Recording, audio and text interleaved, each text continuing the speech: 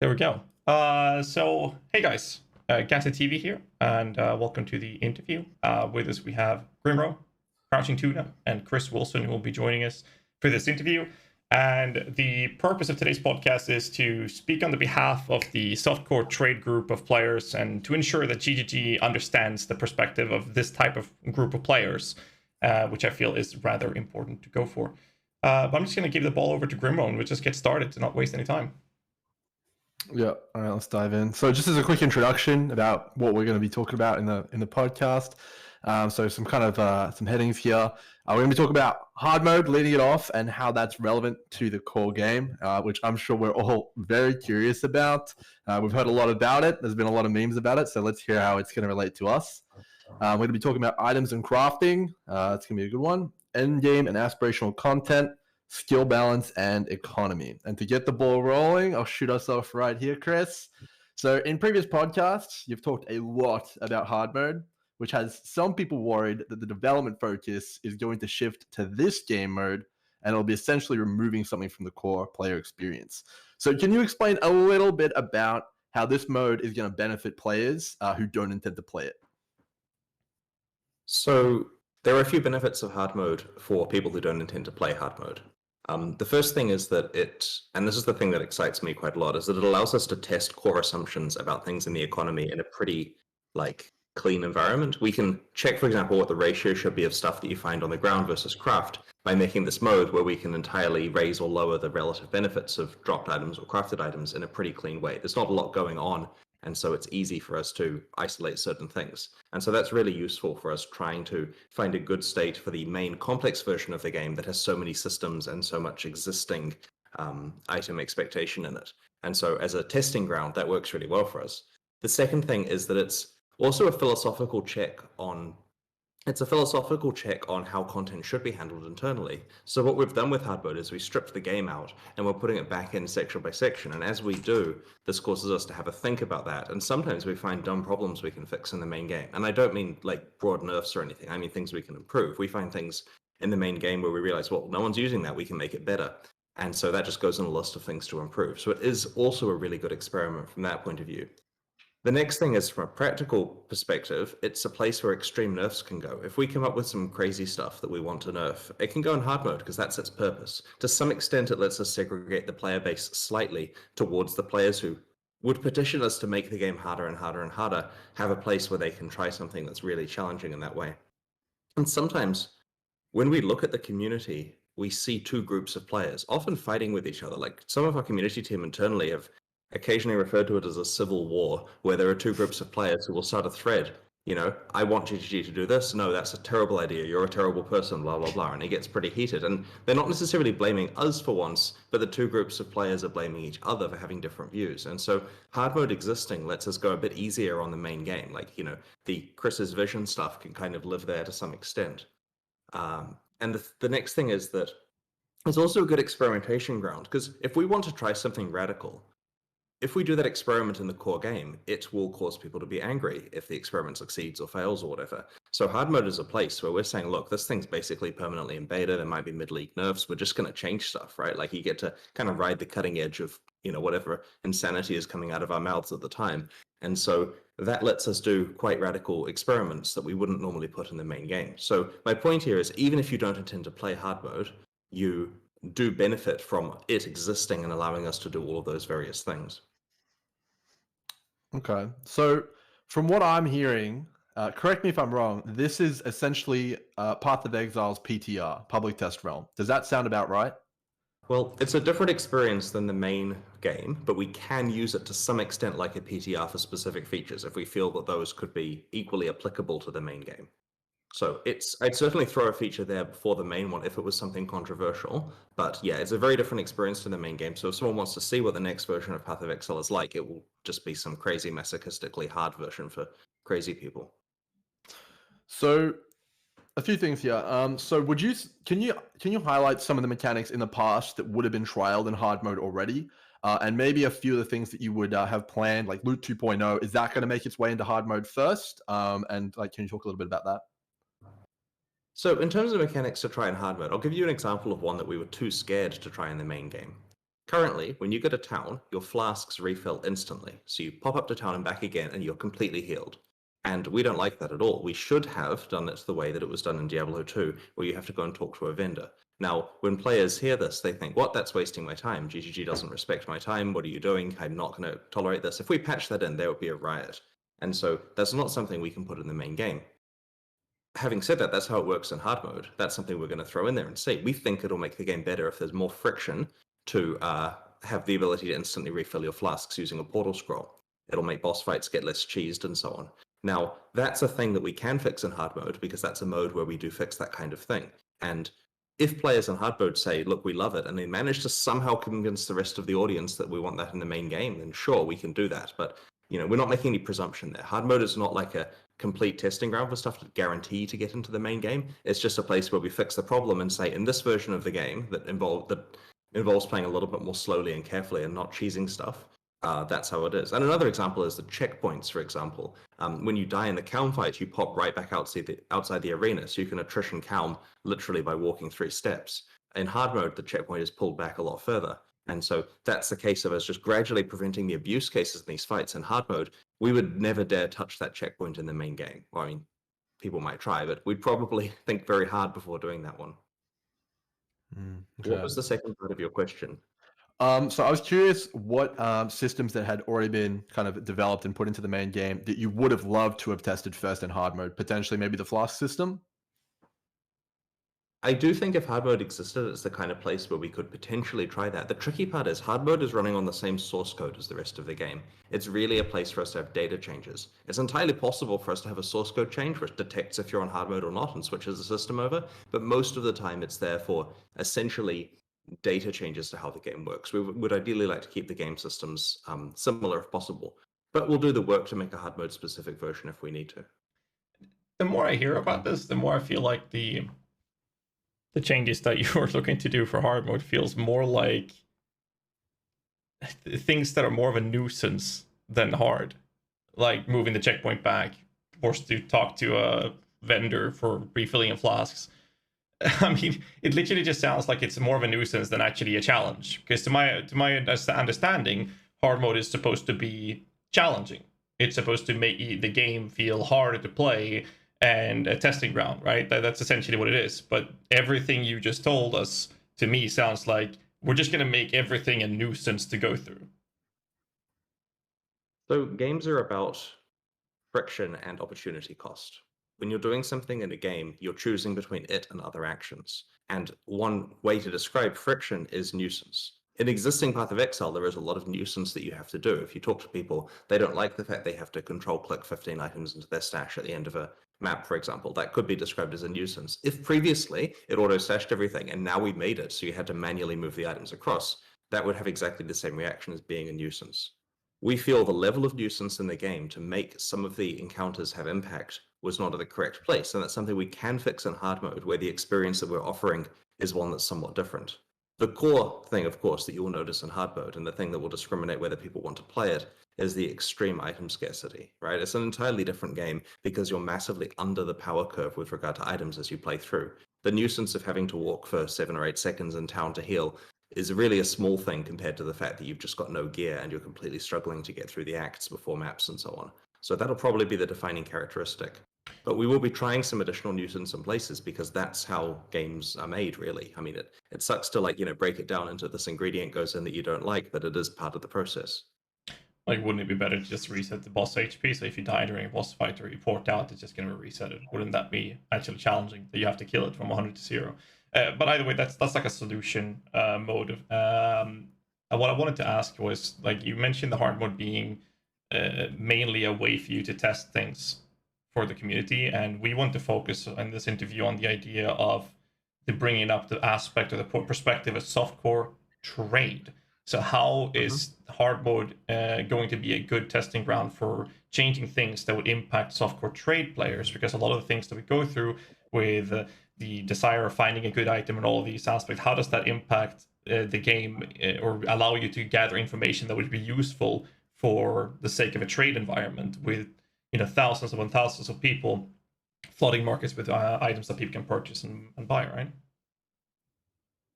The process of making hard mode involves reviewing the way that all the content interacts together, because our intention in that mode is to not have particularly crazy ways of cheesing items that just make the game entirely easy. And that involves us identifying which parts are working and not working in the softcore trade stuff. And so every decision we make in hard mode gives us observations that we then get to apply to the softcore trade league. And so we have two challenges here. In hard mode, make a good item system. That's relatively easy. We have a really clear idea of how to do that. It's quite straightforward. We have all the building blocks there. We just need to take a couple of them away, and that item system will be very compelling. The tricky situation we have in softcore trade is that we want to improve the item system there in a way that doesn't upset the players or subvert expectations of how the game works. Right now, Path of Exile is a really strong power trip where you get a bunch of cool stuff and get to be a god, and we want to retain that feeling in softcore trade leagues. Like the absolute intention is that you still get awesome stuff, kill cool bosses, find more things, and it isn't some incredible mega slog like hard mode would be.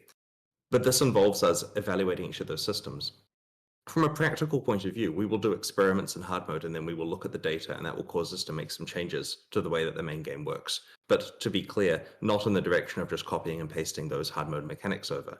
It's things like, if we were to set the power of ground items at this level and the power of crafted items at this level, what is the ratio that people have? Like, we track the items.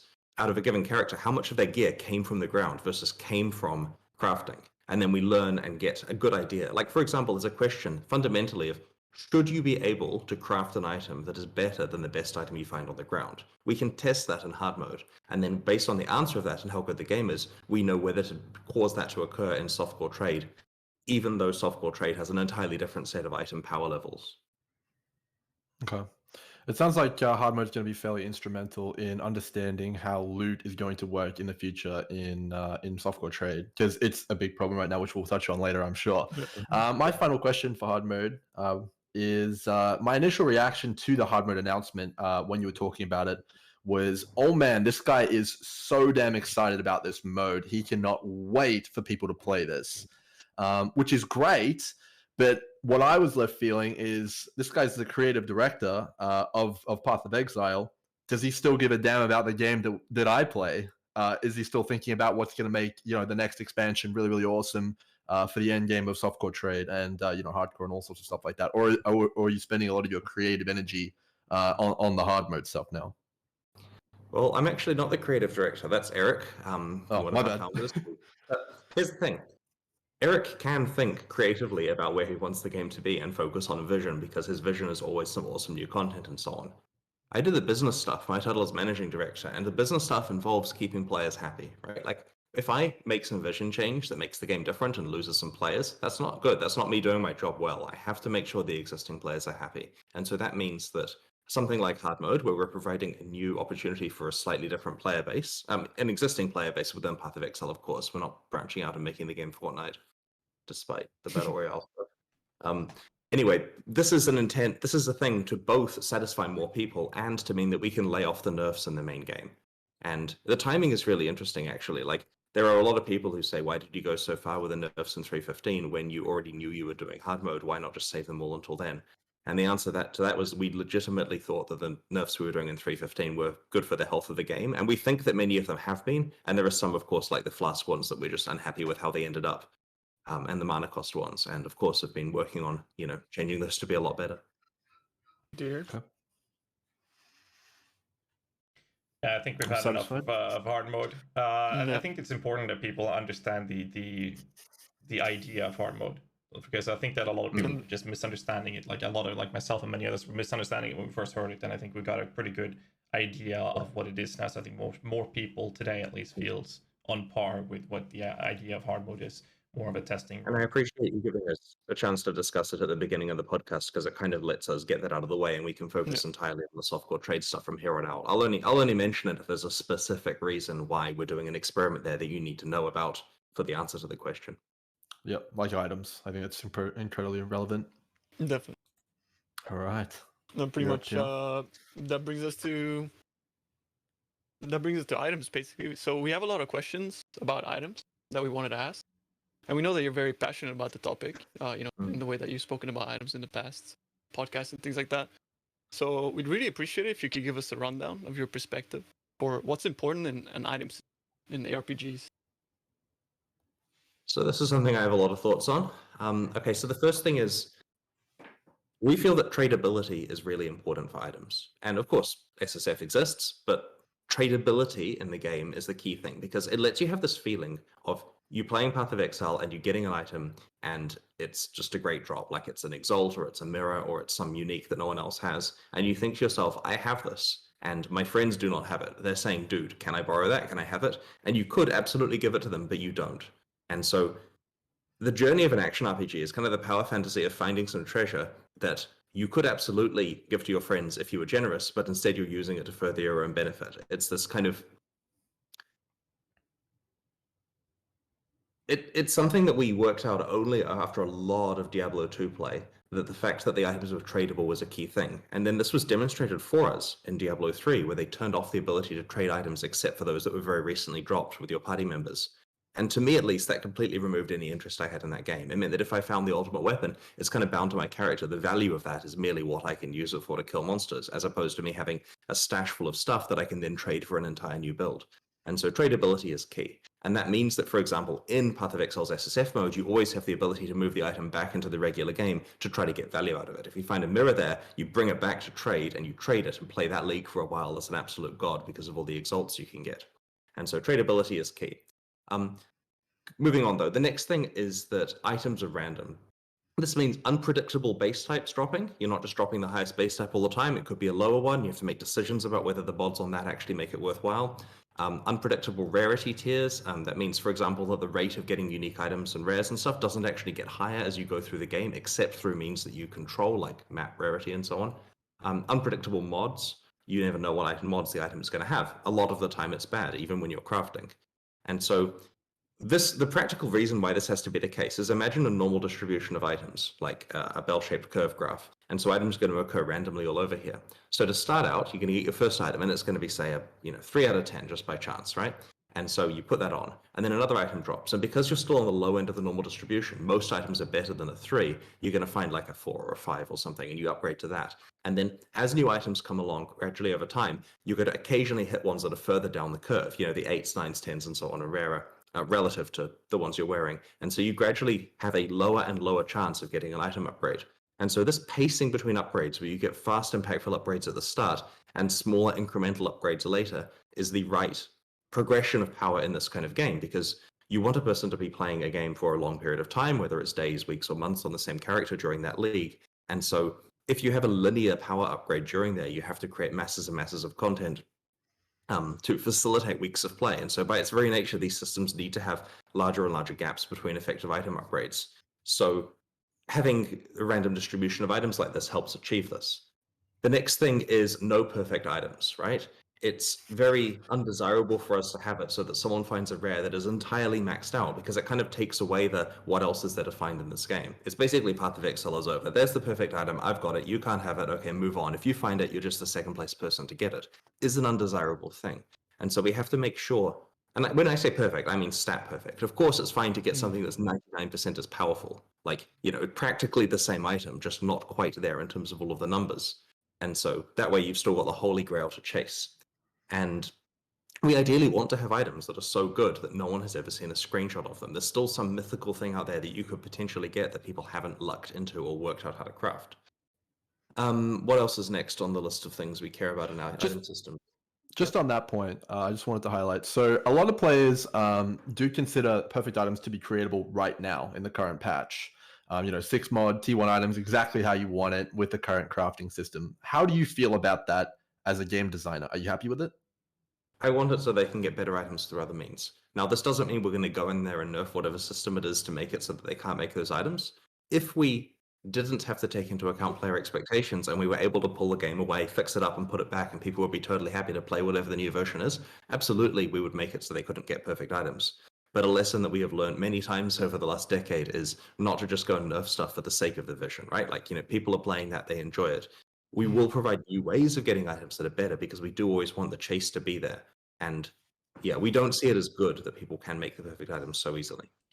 I had another one. One other question. Go ahead. Oh, go ahead, GHAZZY. Okay, I'll take it. Just a quick question, because you talk about the idea of this being the the rundown of your perspective, what's important for finding items. But you talked about, the bigger upgrades or easy to find upgrades early on in the ladder or the progressional stage of your character to incrementally upgrade your character, right? And then as you get higher on the ladder, then or towards the end game, these upgrades become smaller and smaller, less value, so to say. But they're still being there. Do you feel that PoE is in the current state where that is actually staying true to your vision or your perspective of what's important for an item system in your ARPG? I don't think it's quite there at the moment. I think that there are some upgrades on items that are incredibly impactful. Stuff like influence mods, for example, are quite far up there. Having said that, it doesn't need to stick strictly to the rules. It's just that we have to understand what the perfect, mechanical system would look like, and then bear that in mind as we make changes to the game, right? Like, it's okay for there to be bumpiness. Bumpiness where you get an upgrade that's more impactful than you were expecting, or something to look forward to that's a big jump, is okay, because that's kind of what makes things fun. But it's important that you have the scaffolding in place for everything to work correctly before you intentionally put these extra rewards in there. And we're reviewing stuff, right? We're not completely happy with everything. And the good news is a lot of it comes down to itemization in the end game, and a lot of it comes down, we're doing a big end game overhaul for 3.17 anyway. So it's an opportunity for us to make sure to fix a few mistakes there, which I think players will appreciate in a positive way, because there's some good changes we're planning to make. I have plenty more philosophical item stuff on my list if you'd like to hear more. Oh, absolutely. I just had one thing I just wanted to add in, which I'm just burning to know.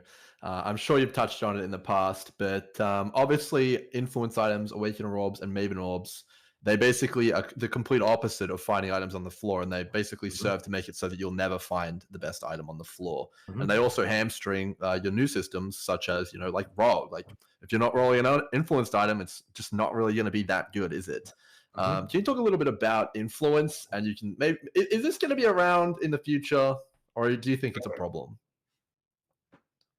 So I think the influence stuff is pretty cool, right? In general, I like it, but it does have the problems that you're describing there. And so that makes me kind of not like it. And so when we're having our discussions about 3.17, the first thing to bear in mind is we're potentially stripping the end game back quite far, right? Like, the intention here is potentially saying that all of the Shaper and Elder and Maven and stuff was taken off the table while we design a new end game on the Atlas and work out where we land. Maybe it involves those bosses still being there in some form. Maybe the war between the Shaper and Elder progresses to the next stage. Maybe there's more Maven-like beings that have arrived. We're still working out the details, and if we knew them, we'd be vague anyway.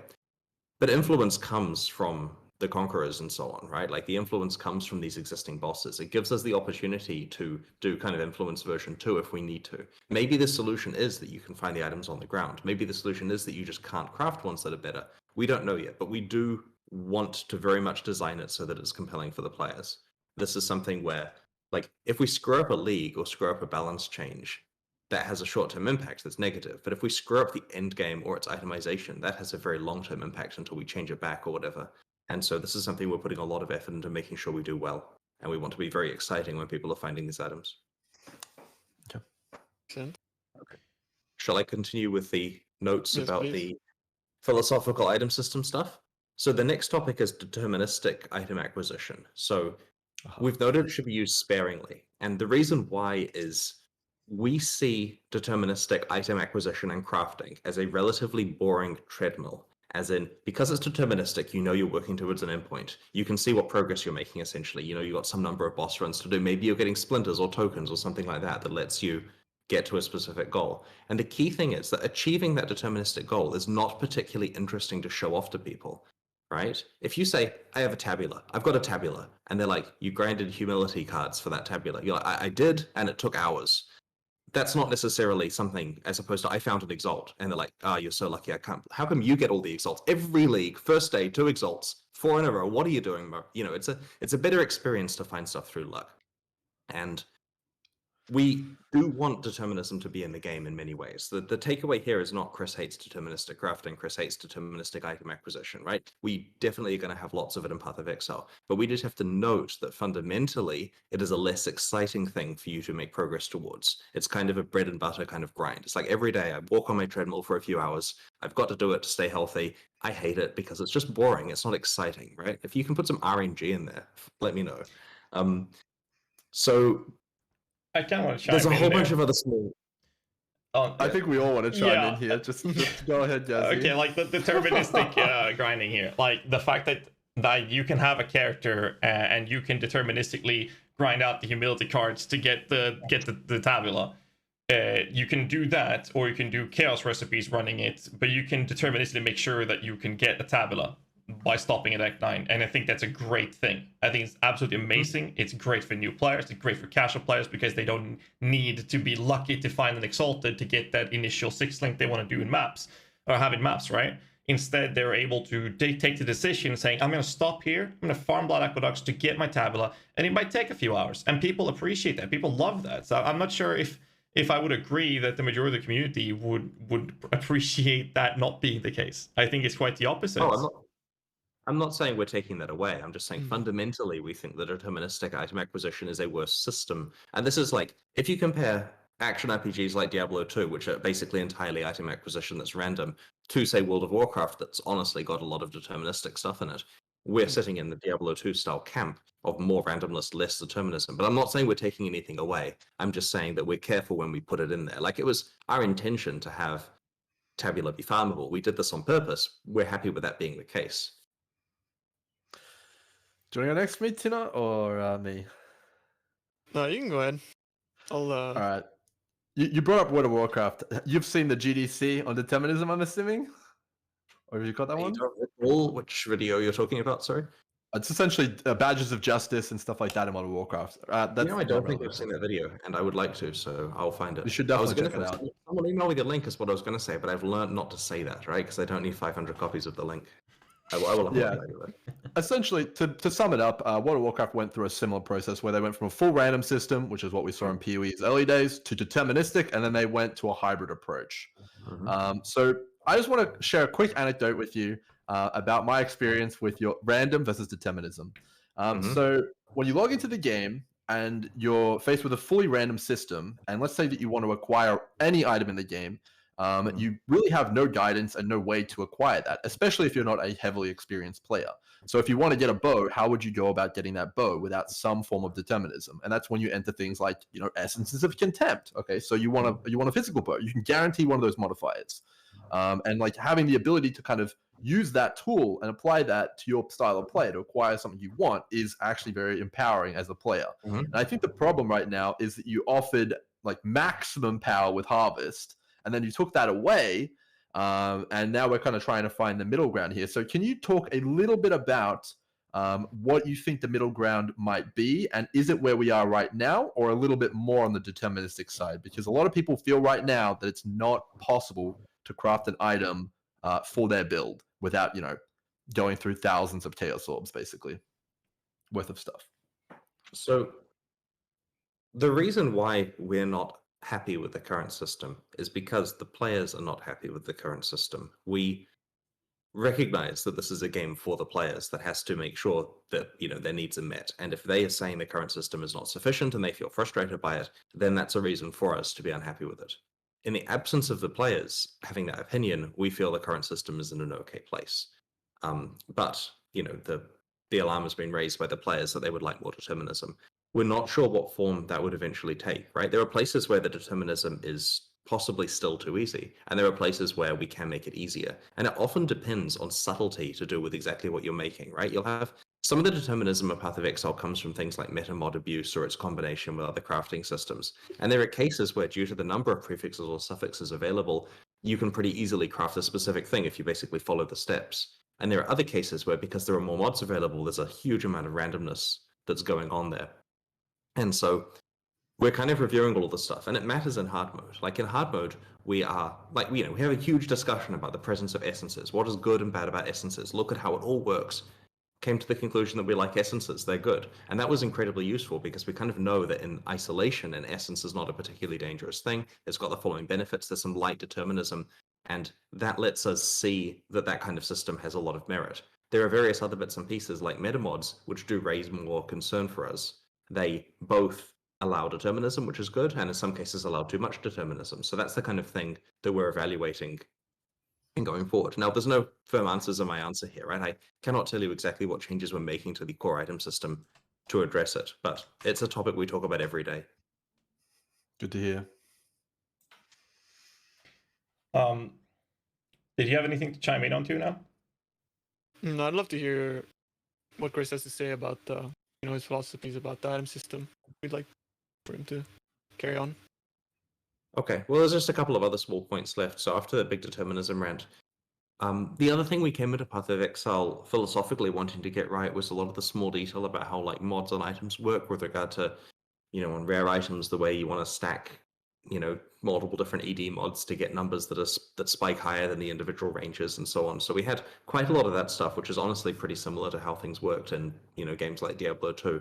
And so despite the game having moved on quite a lot since then, we still try very hard to review those initial philosophies of how mods on items work. What's a prefix? What's a suffix? How blocking works between those, and make sure that they are upheld, even when we're designing new mods to go on items. There's quite a lot of thought. Right now, there's a bit of a defensive overhaul happening behind the scenes as a result of some community concern with defenses recently. And so there's much discussion about what's a prefix and a suffix and how these things stack together and so on, and what item slots things go on, and so on and so on. There's a lot of care that we've done there. For example, run walk, right? That occurs on boots, clearly, because that's where it goes. But there are some action RPGs where they say, you can get run walk on any slot. Right? Why not? They just don't understand that it should be on boots. And so we kind of feel thematically it's a boot thing, and maybe you could get it on amulets in certain situations or various unique items. And so we're very careful philosophically to stick to those initial rules that we set back in 2006. And the other thing that I have on the list before we can get on with the other questions is with unique items. So they're a thing that have a deterministic outcome, as in the unique item does a unique thing and there's little randomness to it. But that randomness is important because that unique item exists on a normal distributed curve, just like any rare, where you have various properties of how it can be better. You have the internal mod rolls on the item. You have the ability to muck around with its implicits, to corrupt it, to do synthesis stuff on the unique. And so we've tried very hard to create it that even though you want your slot to be a specific unique for a specific effect, there's like a mini item system taking place in the creation of that unique item where there are various ways to craft it to be slightly better or different than the bog standard unique that you'd get from, just killing a monster and not doing any crafting or special abuse. Anyway, sorry for the long rant, but that's philosophically an example of the kind of things we think about with the item system. It's a bit all over the place, and they're mostly rules that we try to stick to where we can, but as you've noticed, there is quite a lot of determinism in modern Path of Exile that we probably didn't intend there to be there on day one, and that determinism has been beneficial to the game, right? We are learning that whenever we add a way for players to reliably get something, there is benefit to that. We don't want it so they can reliably get everything, and we have to be careful with the ratio of this, and that's a lot of the reason we're doing planning in hard mode for this. But yeah, don't get the impression that we're anti-determinism, right? We love the fact that players are able to set a goal and actually achieve that goal with some degree of certainty in a world where there's quite a lot of uncertainty. Well, the follow-up One question. thing that I'd like to ask regarding sorry. No, go ahead. Yeah, one thing that I'd like to ask about, like how you talked about there being sort of a formula to creating an item, and that was definitely the case with Harvest, and also sort of having this perfect item that you show to your friends. And it's like, oh yeah, I've got one too, So it's sort of like that didn't feel great, but at the moment, I find that because a lot of those things are taken away, it feels like some of the items that still do have this formulaic way of creating them end up being the only items that are actually available on the market, sort of restricting the variance of items, which was present before Harvest was there, but I don't think either before was the way to go, and I don't think currently is the way to go either, if you know what I mean. It feels like we're sort of stuck in this meta where we have both like old school crafting and new school crafting, they're merging together, and we're only getting one type of item out of it as an outcome because it's the path of least resistance. So you'll always see boots with someone finishes the suffixes and then just puts a redeemer orb, gets elusive, and that's it. That's all boots on the market. So we get stuck with this sort of stale meta of items which are all very similar to each other because that is the best way to make that item. Yeah, this is the economic effect you see where if you have multiple, like let's say in the real economy, you have multiple companies trying to compete to make the same kind of product. The one that finds the most efficient method of doing that costs the least money, in this case the least orbs, is the one that is able to produce that and dominates the market. And so you're getting this thing here where all of the copies of the item available for trade are using the easy method and no one's using, say chaos spam or some old school inexpensive, inefficient way of making the item. And yeah, you're completely right. And I'm not blaming Harvest as much for that as the interaction with other game systems. It's amazing when we were looking at the abuse cases of how you can make items, it's amazing how many different things are interacting together. And to some extent, this is kind of the beauty of Path of Exile. Like, we put these things in there so players could work out these crazy combinations, and then it seems unreasonable for us to then be angry that that's what they're doing. But we do want to have it so it's more interesting and more varied, so that there's more than one way of making a good pair of boots or whatever. And that's a lot of the goal of what we're trying to evaluate with the item system at the moment. Great. Like, one of the biggest issues for players who aren't dominating the Path of Exile systems, like the people that are aware of how to do this, is that people progress their characters by picking up items they find on the ground, and they upgrade the character that way. And then they will inevitably always hit a brick wall. This happens for people that knows about the Path of Exile systems and all these things. We hit the brick wall with whatever build we choose to play. And after we hit this brick wall, it's going to be halting their progression completely, and they don't have, or in some cases or more cases than not, aren't even aware of the tools that are needed to fix their progression, which is tied mostly to one of the three features of actually upgrading your character, which is skill gems, passive tree, or gear. Now, skill gems can only go so high, and passive tree is one skill passive point per level, so most of this is all about items, which is the main topics we're talking about right now.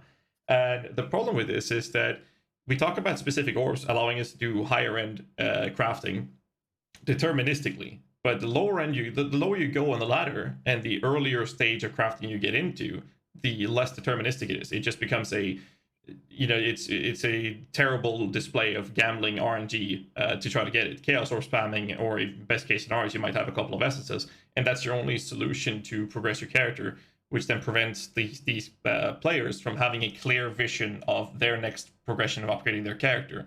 And that brick wall just seems to be growing and growing rather than being an obstacle they are seeing a possibility for them to get past.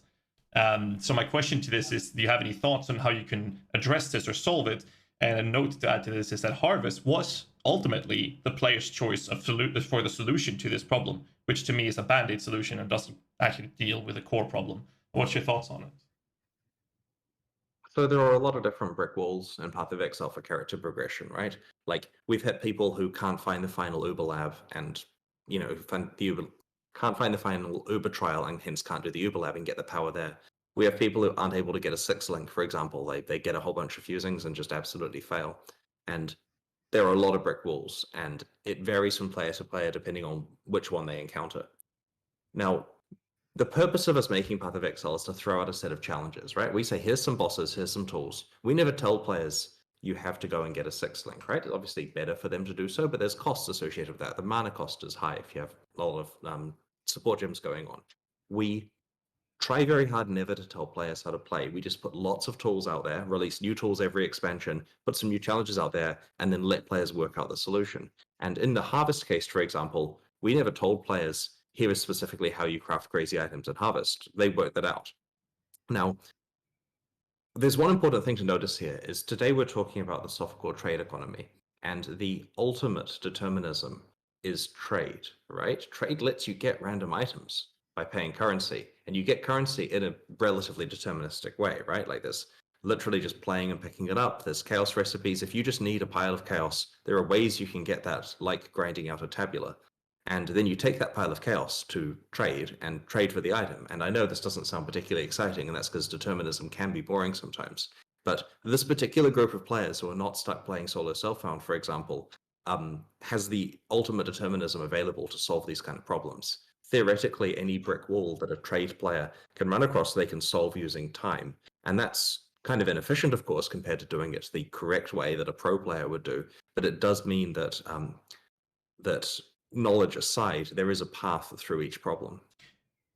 If I understand your take on this, you're saying that by playing trade, you can overcome these obstacles because you have access to trade. That's essentially what you're saying, right? It's a tool you have available that certain players don't have available, yeah. I think that's fair. The problem that this presents is when you're playing a non-meta build. Because then, like, the problem with market, the way the market works in trade, is that when a meta build emerges and the majority of players are playing a 1 out of 3 builds, right? People craft for that, and they have the tier items, the high tier items are up here. They're super expensive. And then you have an insane amount of great items. And because that pool of items is so big, that becomes a buyer's market because of the simple fact that the supply is higher than the demand. So when people are then grinding their deterministic currency to purchase any of these great items, they are able to do so. And they're therefore pretty easily, or with a lower amount of currency, purchase items that lets them bypass this brick wall. And if you then look at that kind of aspect on a non-meta build, you have the problem where almost no one or no one is crafting for your build that you're playing. If you want to purchase it, the item doesn't exist. And if it does exist, it's extremely expensive, which requires you to drop things that like multiple exalteds or farming that kind of currency, which is very detrimental for a new player when the item is not going to be something you feel is a clear in front of you that, hey, I can grind chaos recipes or humility cards to get 20, 30, 40 chaos, that's okay. But when my next upgrade that I bought costs 10 chaos and the next upgrade is 50 to 100 exalteds to get past my brick wall, that's, I don't know, I just feel like that is a huge problem. And then that aspect kind of counteracts the whole idea of having trade being the tool that you can use. So therefore, because of that, no one's crafting for those, your only solution to bypass this brick wall is to craft. But crafting is RNG based of that low amount of currency investments. Because the deterministic crafting comes when you're starting to empty your wallet. And if your wallet is already empty, then you're going to get stuck there.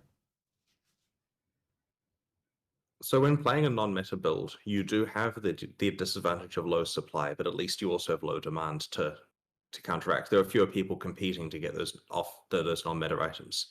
Now, we often have supply and demand arguments presented to us, and we believe strongly that we should never mess around with this kind of stuff in the economy, right? Like, it's essentially government regulation. For us to come in and say, this build is too expensive, let's make it cheaper, is something that we don't want to do. We want to throw tools out there with arbitrary rarities and throw ways of getting currency and ways of getting items and let the market sort itself out. We don't decide what the meta is. We don't decide what items people use in any direct way. That's all somewhat indirect. We can add something to the game at a high rarity. It isn't used because it's difficult to obtain and becomes expensive, or something that we throw out there that's relatively easy, like a support gem that you can get from a vendor, happens to be critical for a build and changes things. And we want the values of the items, and hence the time it takes to acquire them, to be dictated by the market. We think that way there's really interesting natural swings where something becomes meta and all the prices shift. A player can invest in an item and then find a build and publicize it, and then the item becomes worth a lot of exalts, for example. We don't want to meddle with this kind of thing. We think that's smart gameplay. So fundamentally, we do feel the pain if it is true that you have to jump from a 10 chaos to a 10 exalt upgrade. I mean, personally, in my experience looking at how people are trading, there are often other improvements they can make to their character that don't have such a big ratio of jump there. But we typically see this as a very good thing for Path of Exile, that the economy is functioning well here, and the waxes and wanes of popularity of builds actually dictate the items and hence change the course of what people should be playing. Like, sometimes, as you're saying, you want to play on meta because there's a glut of items that are near perfect but not quite there, or whatever, that people have crafted and deemed as fails. But on the other hand, it might be dumb to play a meta build where it causes things to be expensive, right? Like, if you're competing with half the economy to play the easy build right now, then it's probably going to come at a cost with those items being expensive. So we don't want to tell players what to play, and we don't want to try to see what they're playing and then fix stuff up so it's easy for those people. We think that that's playing catch up, and it's better for us to focus on working on the next cool set of stuff.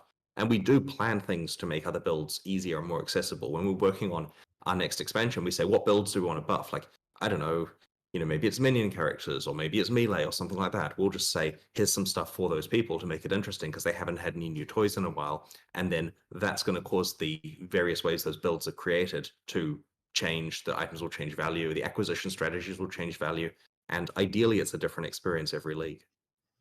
I think that I can go on this topic for hours upon hours. I think I'll just rephrase a question about it, unless you guys have anything to chime in on as well.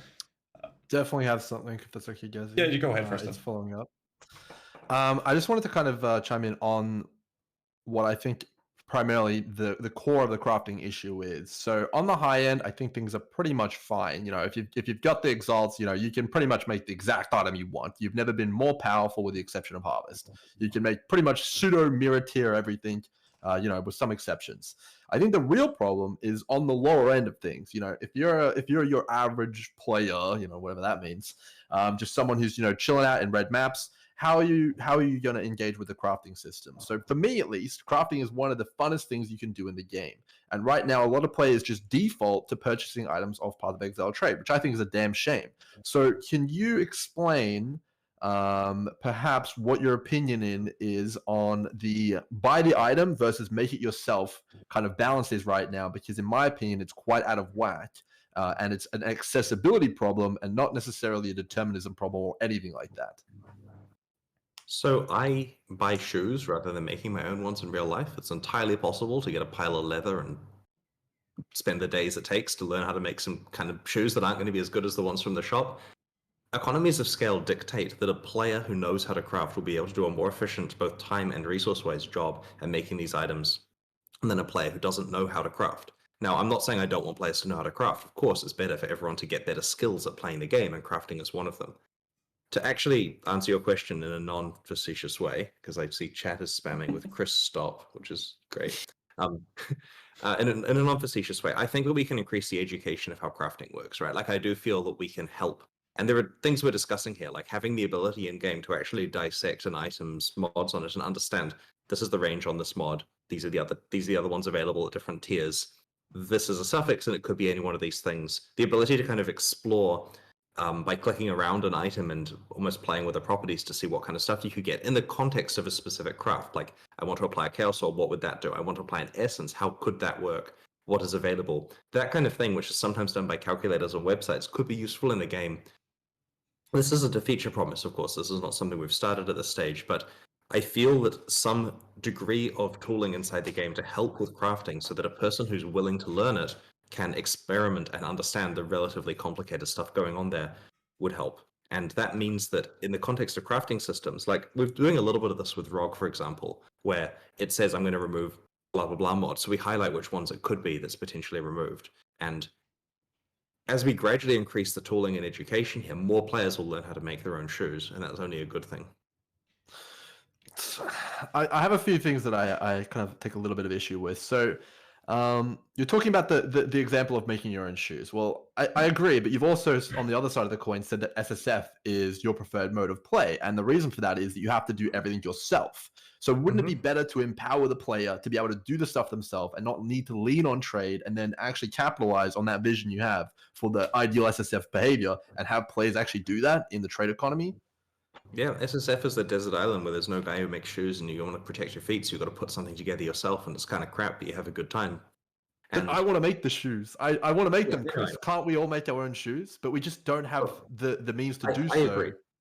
Players should be able to more easily learn how to craft stuff, right? Like, I don't want it so that it's actually the situation where you physically can't make items. I would love it for every Path of Exile character to work out how to make stuff for themselves, and it's relatively obtuse at the moment. It's complicated. It's almost want to use the word archaic, and this is good, right? It's I like the fact that it's quirky and requires a lot of skill to make perfect stuff. Otherwise, literally everyone would be doing it. But I want to make sure that there are the tools available so anyone who wants to put their mind to it can do so. The final thing I'll say, and the thing that really annoys me with the system, this is just feedback as a player, is that you can go up and craft an item, and it's either 0 or 100. It's either done or it's not. Every single currency in the game, with some exceptions, reforges the item completely. Is there any kind of thought about maybe having some form of, I can upgrade this item instead of I scramble this item? Because that's what Harvest was. And, just being able to upgrade your character and an item, I think would be a long way. There are so many ways to upgrade items in Path of Exile, right? Like master crafting, for example, is only a strict benefit that you can put on there. And there are other axes you can improve items on, right? It is just tricky because having it so that you have the expectation of starting with this item and guaranteedly getting to a better version, which you can get in cases of like faded uniques, various other bits and pieces, is just really dangerous. It takes away the timing of the upgrades that we were talking before. We feel that having random processes here is significantly better for the game. Fundamentally, with the way the Path of Exile is designed. Like every decision we've been making for a decade and a half now has been around that process. Having said that, there's still plenty of determinism in there, and we want to make sure there is lots. Like, we're not saying no to determinism. This doesn't have to be black or white. It's just that it's going to be 70% random, 30% determinism. People are okay with that, but we just need everyone to have the same amount of determinism. That's all I'll say. Yeah, no, I feel that as well. I have two questions, though. You say that there are tools to upgrading your items. I I just hope you're not referring to like slamming it with an exalted orb. Would you mind elaborating on what tools we have access for a lower end crafting, or someone is hitting a brick wall and they want to upgrade their character? What tools do they have to upgrade their gear? So if they're in a trade league, they should look for bargain items, right? There are a lot. It's what But that wasn't. this is. Sorry to interrupt. That wasn't the question. The question is what tools do they have to upgrade their gear that they want to craft on? Like we're talking about crafting. What access do they have? What tools do they have to upgrade their gear that they're wearing? The way that a player needs to approach crafting as they play through the game is that they are wearing an item and that they are working on the next item that they're going to put in that slot. They cannot assume that they are going to take one item and be able to upgrade that significantly far. There will, of course, be improvements that you can make, right? Like, if you have a good blue item that you've rolled, you can regal it potentially. You can exalt an item. Practically speaking, these are things people do in SSF because you're not going to waste regals or waste exalts in trade leagues, obviously, right? Like, I understand that because of the perceived value of the currency in a trade league, it's insanity for me to say that exalts are a way for someone to upgrade their items. But you can say, I'm going to need better boots or gloves soon. I'm going to start making sure I've got the access to the essence, for example, that I need. I'm going to look for base types. I'm going to make sure I can quality them up. I'm going to make sure I've got the sockets sorted out. Make sure I've unlocked the relevant mastercrafts. There are a lot of systems there that aren't necessarily apparent to a person having their first playthrough of the game, but philosophically, you should always be working on your next item. Now, we even encourage this implicitly with the base types. As you play through the game, the base type you're using gets outdated. Obviously not a thing in endgame, but as you said, endgame already has progression there. Implicitly, you'll always have to be planning your next item anyway, and so that's how we prefer that people are upgrading their items. But we see this as upgrading your current thing to a better thing through there being a second item. It is possible potentially to take your first one and make it better, like to mastercraft something onto it, but you should always be planning for the future. Okay, so new items. Yeah. May I add something in regards to that? Well, that makes sense. Currently, Sorry, go ahead. Currently we're in a situation where there's sort of this huge opportunity cost of crafting items for yourself, and the prices on the market, especially relating to trade league, of materials and things like that, are dictated by people who do not craft for themselves. And me as a player who often, I love to SSF in trade league, so like make things for myself and things like that. But the opportunity cost of me making something for myself is like it's not realistic for me to actually create something for myself that's relatively cost efficient to just buying an item that someone lucked out on with mass craft. So what I'd like to call like a scrapyard of items. You just throw a bunch of dense fossils and then you throw everything in dump tabs, and what sells, what doesn't you recraft sort of situation. So we have such a market that is dictated by people who do this kind of crafting that it becomes almost inevitable that you should not craft for yourself. You're forced into buying. So it really discourages this SSF approach. I'm not sure what the solution for that is at all, but it feels like there's a little bit of scarcity in regard to the materials that we can get if we'd like to craft for ourselves. So if I want to farm essences, it'll take me like a couple of weeks to be able to achieve the amount of essences that I need to craft something that I'm looking towards. So fossils, for example. What you're describing here, unfortunately, is the natural consequence of what happens if you take a bunch of humans that have rational behavior and put them in a system where there are various rules and so on, is that it will become inefficient for people to make stuff for themselves. The shoes analogy again. And sure, I don't think this is a great player experience, right? Like, you're sitting there saying, I'm a bit dissatisfied by this, it's affecting my enjoyment of the game, and so therefore we want to solve it. Like, it's a very good problem to identify. It's just tricky because we are fighting against the core economic concepts of opportunity cost, supply and demand, economies of scale and so on, where it is probably going to be better that someone who's doing stuff in an efficient mass way makes the things and then other people buy them. It's kind of how our society works, unfortunately. And I would like there to be more SSF style options in the game. We'll do whatever we can to try to provide those opportunities, but increasing for example, the availability of crafting materials so that it's easier for you also increases the availability and costing of crafting materials for the other people that are doing it really efficiently, and that's going to further lower the price. So you'll say to me, Chris, congratulations, you've made it so it's twice as easy for me to make this item for myself. I appreciate that. I now have an easier time making the item, but unfortunately the cost of the items on trade has dropped by like 3 times, so I'm totally going to buy a bunch of those instead. It's just so much more efficient now, and that's the tricky part about this. That's a tough problem. And I'm sorry for dodging the questions by just saying, look, there's an economic principle that says that none of this matters, but We are actually in a perfect economy here that's actually working really well, and that's a bit of a problem. That makes sense. We just all just want to craft cool items because it's so fun, and it Yeah. sucks that some You know people what? can't.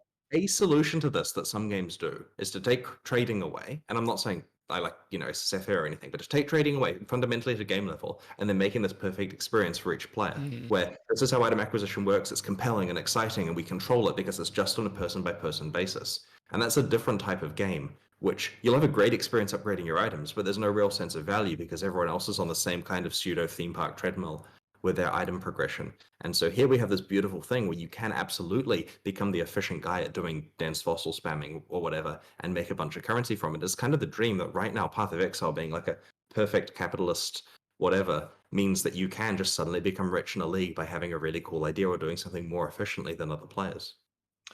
And does this kind of explain why you guys made Harvest untradeable and Ashling's a bench and all sorts of stuff like this to kind of try and incentivize players to use it themselves and not just trade it to the guy making 30 bows? Every time we do that, then that is an attempt to do that, yes. And here's an example. Let's spoil some content from the future. Yes. When we bring Expedition back into the core game, the splinters will not be tradable and they will be auto pickup, right?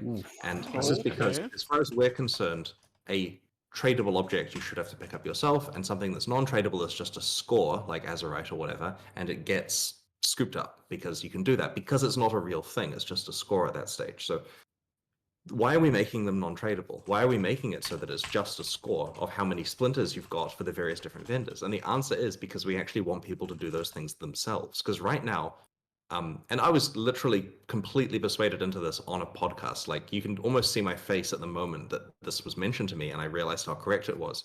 That right now, even if we had 20 different types of currency to encourage people to specialize in, using certain vendors, because of the tradability, if you're not very good at using Gwenin, you will just trade the currency away to someone who is efficient at it. And we want everyone to be gambling and everyone to be rog crafting. Like, the expedition vendors were designed so that players do get a chance at experimenting with various systems. And so by taking away the tradability of the splinters, it means you're getting a certain allocation of gambles and a certain allocation of rog crafts. And to some extent, it prevents the economy getting in the way of this. If Gwenin is a perfect way of getting unique items, which would be nice for there to be some degree of, not determinism, but easier access there, then by allocating it to each player in particular and preventing it being tradable, that does prevent the issue where the market is just totally glutted with unique items. It means that you can individually enjoy using her as a tool rather than saying, I don't understand how to gamble efficiently, I'm going to let someone else do it. And ditto for rug crafting and so on. So this is a case of us trying to block tradability of part of the process in an attempt to spread out the ability to make shoes to more players. Okay. But of course, I the guess items you eventually make are tradable. The end result is tradable and always will be. it's gonna be interesting to see how that plays out. Yeah, I had one follow-up questions on everything we talked about with items before we move on, and that was the whole solution to people hitting the brick wall. And what I was thinking there is that we talk about there being a problem with itemization, you dropping your upgrades, and then we have the problem with that there literally is no feasible way for a low budget investment or early stage progression on like a character to actually craft their own items. So instead, they're forced to, well, as you said, buy new shoes instead, 5 times over before you get to the point where you want to be, right? So it's like in that situation, I'd say that's a problem, and I think that the majority of the community would say that that is a problem, that they either have to purchase it, and then the other problem with non-meta builds, cost of those items comes into play. So the solutions, to me, the way I can see it, is to either look into more deterministic crafting for the lower end, or fixing the itemizations, or hell, why not both? So in that sense, what's the idea? What's the progression from GGG's point of view with what steps you guys want to take into solving this very big problem that the community has right now? We don't have an answer for what we're changing to do with itemization, because our current step we're doing is to finish developing hard mode and get that out there and start getting feedback on that, right? There will be things in hard mode of certain things turned off when we get to see how the economy works without them. Like, our current draft of it has no master crafting. Now, ironically, master crafting is part of the answer to your question of how a mid-level player gets some kind of ability to polish off their items. So it's probably isn't the direction that we're going to reduce mastercrafting in the main game, but we will certainly learn a lot about itemization as a result of the hard mode experiments. So I'd like to come on the podcast and say to you, hey guys, I've got a bunch of item system improvements that will help what you're wanting to do. Here they are, A, B, C, D, which is we're able to do about some of the systems we're changing. We don't know the answer to the item stuff yet, but we do agree it's a concern. We could talk about items all day, Chris. Yeah. I'd like to ask one quick final thing to end on the items. What do you feel about metacrafting? Because it always ends up, an item always finishes metamods. And it's always the case of you do the suffixes or you do the prefixes, and then you metamod 2 exalts, you roll the dice, right? And Harvest is the only thing that actually respects metamods in this case, or Beastcraft, right? So we're sort of stuck in a system where we have to utilize Harvest in this one situation, right? And we're always going to have to go back to the metamodding and finishing one item. So it sort of restricts the items we can make in this regard, but it also pigeonholes us into one way of crafting. Is this intended, or is this something that you'd like to look? We recently have been looking at the progression of crafting systems in Path of Exile, where we did a thing where we looked at what was added bit by bit by bit by bit as we went through time. And Eternal Orbs were a mistake, and I feel that metamods were a mistake. They were the point where things started to get very out of hand, and there were strategies that were dominant for certain types of finishing certain types of items and not for others. Metamods have combined with tons of other systems to be really dangerous. Having said that, this isn't something this isn't a subtle announcement that we're removing metacrafting from the game, right? Like, it's got its purpose, it makes a lot of items, it helps solve problems that you guys are having. It's just that when we're actually looking through, we realize if we'd have done something different there, it probably would have been better for the long-term health of the item system. That was the first step down the slippery slope of determinism that's led to part of the problem we have at the moment. So I can almost guarantee that there will be no metacrafting in hard mode, because, for a start, there's no mastercrafting at the moment, but when it comes back, it'll be more remedial and less metamoddy. Now, in the main game, yeah, as I said, not an announcement that we're turning it off. It's just an acknowledgement that we kind of frown at that a bit and want ideally to find a better system. I don't know whether we'll still have metacrafting in Path of Exile in like 2 years. Hopefully we'll have found some way to do it that players like more, that has fewer problems and still lets them make compelling items. But yeah, it's certainly a good thing to point out that we're worried about. Hopefully something that isn't so expensive. See, that's what I was thinking. Yeah. Like if the other approach to it would be something more achievable for more players than just the top end, that would be great. Because right now, like, if changing that would definitely make the higher end harder to achieve, which I think is a good approach. If you lower the higher end and make sure in terms of deterministic approaches when it comes to crafting, and increase the deterministic approaches for the lower end. Like, basically, I just see a big bladder at the top. You have tons of currency, almost guaranteed deterministic crafts are possible for most items. In some cases, you have 100% deterministic, and at the end, it's just RNG. Just flip it upside down, and everyone would be happy for the most part. But that's extreme. Oh man. Okay, so I know we're leaving a lot on the table here. I'm sure all three of us could talk for another hour about items, but in the reason of time, we're gonna have to move on. Next topic, the next heading here is going to be endgame and aspirational content. So you mentioned that you're shortening the Atlas grind in 3.16, and in past podcasts, you mentioned that you'll develop 3.17 with player feedback in mind. So can you talk a little bit about what the key takeaways from having 2 years of the Conqueror's Atlas are, and maybe a little bit of spice about things that you might learn from and not do in 3.17, or do? Right. So we've said we're going to develop the new endgame with player feedback in mind. But one thing to bear in mind is, if we took every single piece of player feedback into account, because they often contradict each other, people want different things. Some person says, I like this, another person says, I don't like this. If we took every single piece of feedback into mind, we'd probably have no game, right? Like, we have to at some point agree, like, we have to go through the player feedback and say, this person is right. This person is aligned with what we're trying to get out of Path of Exile. If a person said they want to type some item stats into a box and receive that item, we'd ignore that feedback because it's not how we want the game to work. And so for in-game player feedback, the process of going through player feedback to work out which ones we agree with is the process of designing the end game. And so for 3.17, there are 2 reasons why I can't tell you too much about the end game now. The first one is that is something, despite the fact that we want to be really transparent with communication and come on the podcast and talk about changes we're making, The way the end game works is probably going to be saved for the announcement. That's one we have to sort out without community feedback because we've heard a lot of feedback and we want it to be a surprise and we want it to be compelling and awesome. So the 3.17, here is how the new end game works. It's going to happen probably on a live stream announcement thing. I'll be wearing fancier clothes. You get the idea. It might even be in my office. It will be more of a big announcement because we'll be quite confident in that system at that stage. The other reason is this is a process that we're going through at the moment, trying to work out how the end game works, and we're being really careful to consider a lot of options, right? Like, we know this is the most important thing for us to design.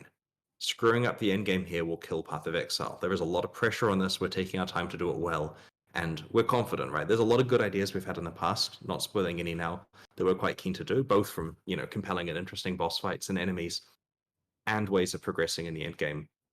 There are bits and pieces coming in 3.16 that we've already talked about, and a few more that we haven't talked about, which will help endgame progression quite a lot in the meantime and kind of signify the direction that we're going.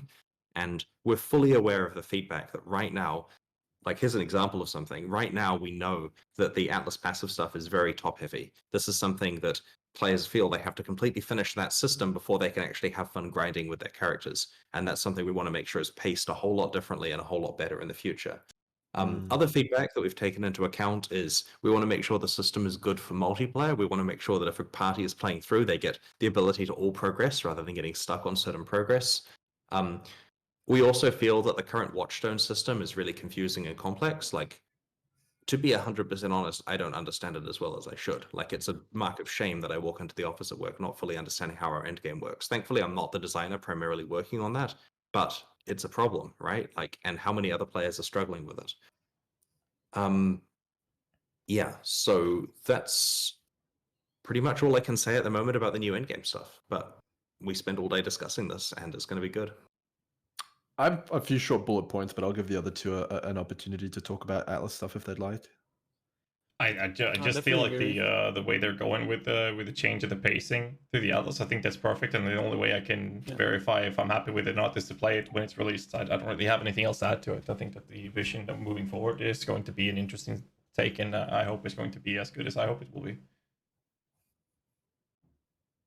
Yeah, I second that. Yeah, cool. I definitely agree with the fact that there's sort of a lot of complexity with the Watchstone system.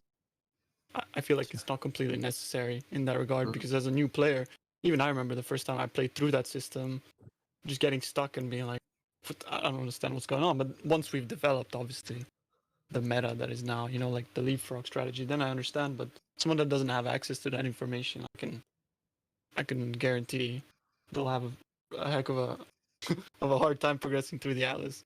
So yeah, I definitely look forward to seeing sort of your solution to this issue. Yeah. Yep. All right. I'm going to tackle it head on then. So we talked about this off stream, Chris, but I think the community needs to hear it because I needed to hear it. So a number of players really enjoy running one map, their favorite map. And I'm going to compare this to running Baal or Mephisto from your D2 heydays. Are we going to see this in the future? And if not, why not? We have the favored map system that allows you to bias towards specific content.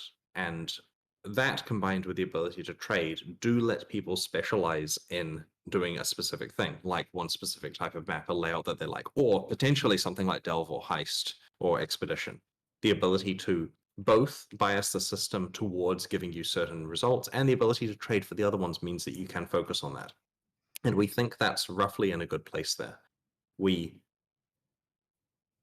do like the ideas that players can focus on a specific type of map, but we do not want it to be too easy to 100% do that. It's very typical for, and we found this data in the past, that a player who has the ability to play exactly the same layout repeatedly will do that and then not play the game for as long as someone that plays a variety of different maps. There's a reason why Path of Exile has random generation and so on. And we're kind of left feeling that the feedback is that players say that they want to play their favorite map repeatedly, and they'll say, it's my favorite map, I love this one, I have the most fun there, and as though that's a positive thing, but the favorite map they're talking about is a straight line, right? Like, the feedback we kind of get is that players want to play repeatedly a map that is a straight line. They want to be able to kill monsters without stopping, and they want the items to be auto-picked up. And to some extent, I feel that if we email them a spreadsheet every day of what items they got, they'd be happy. Like, it kind of feels that people don't want to have to challenge themselves to fight different bosses or be able to cope with different situations. And so we don't want to go all in on that. But yeah, you'll be able to specialize to some extent, right? Like we do like the fact that you can say, I kind of prefer these layouts, I want them more often, but it's going to require trade in order to be able to like 100% something like that.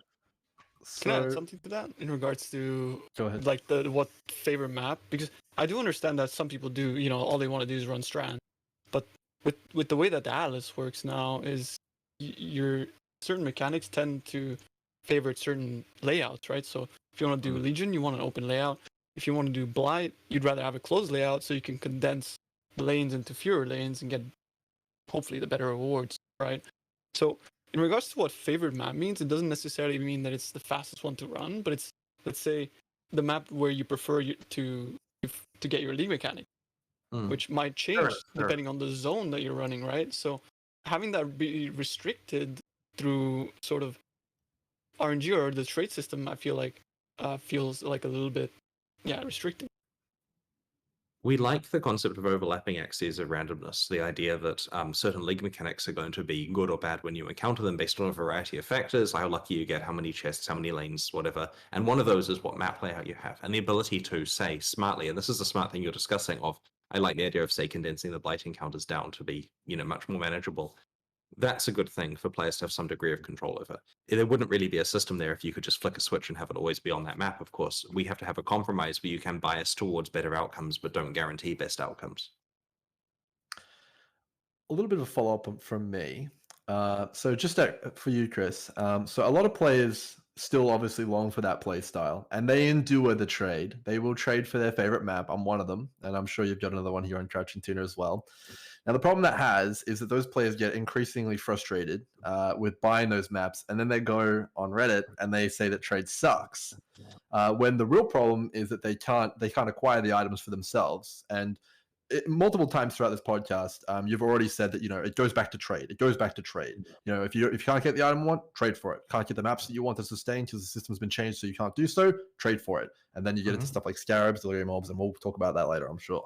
But all of these things just all lead back and all put this pressure on the trade system, which has people very, very mad right now. So I guess if you kind of like remedy a few of these things, do you not think that maybe the pressure might come off a little bit if you eased it? Yeah, this is feedback we've been looking at for 317's endgame. It actually prompted a question about... So the thing we have at the moment is when a player runs a map, they want to control which map it is, and they want to juice the hell out of it using scarabs and various other stuff.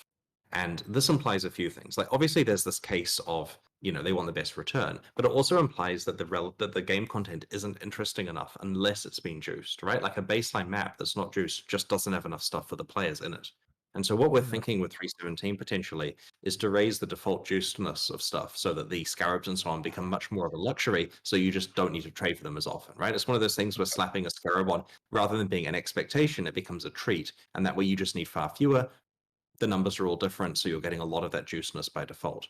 And so that's the direction we're thinking of going here, so that there's less need to... If trade is a requirement to play a map, it would be nice if trade was just an occasional thing you could do for an even better map experience.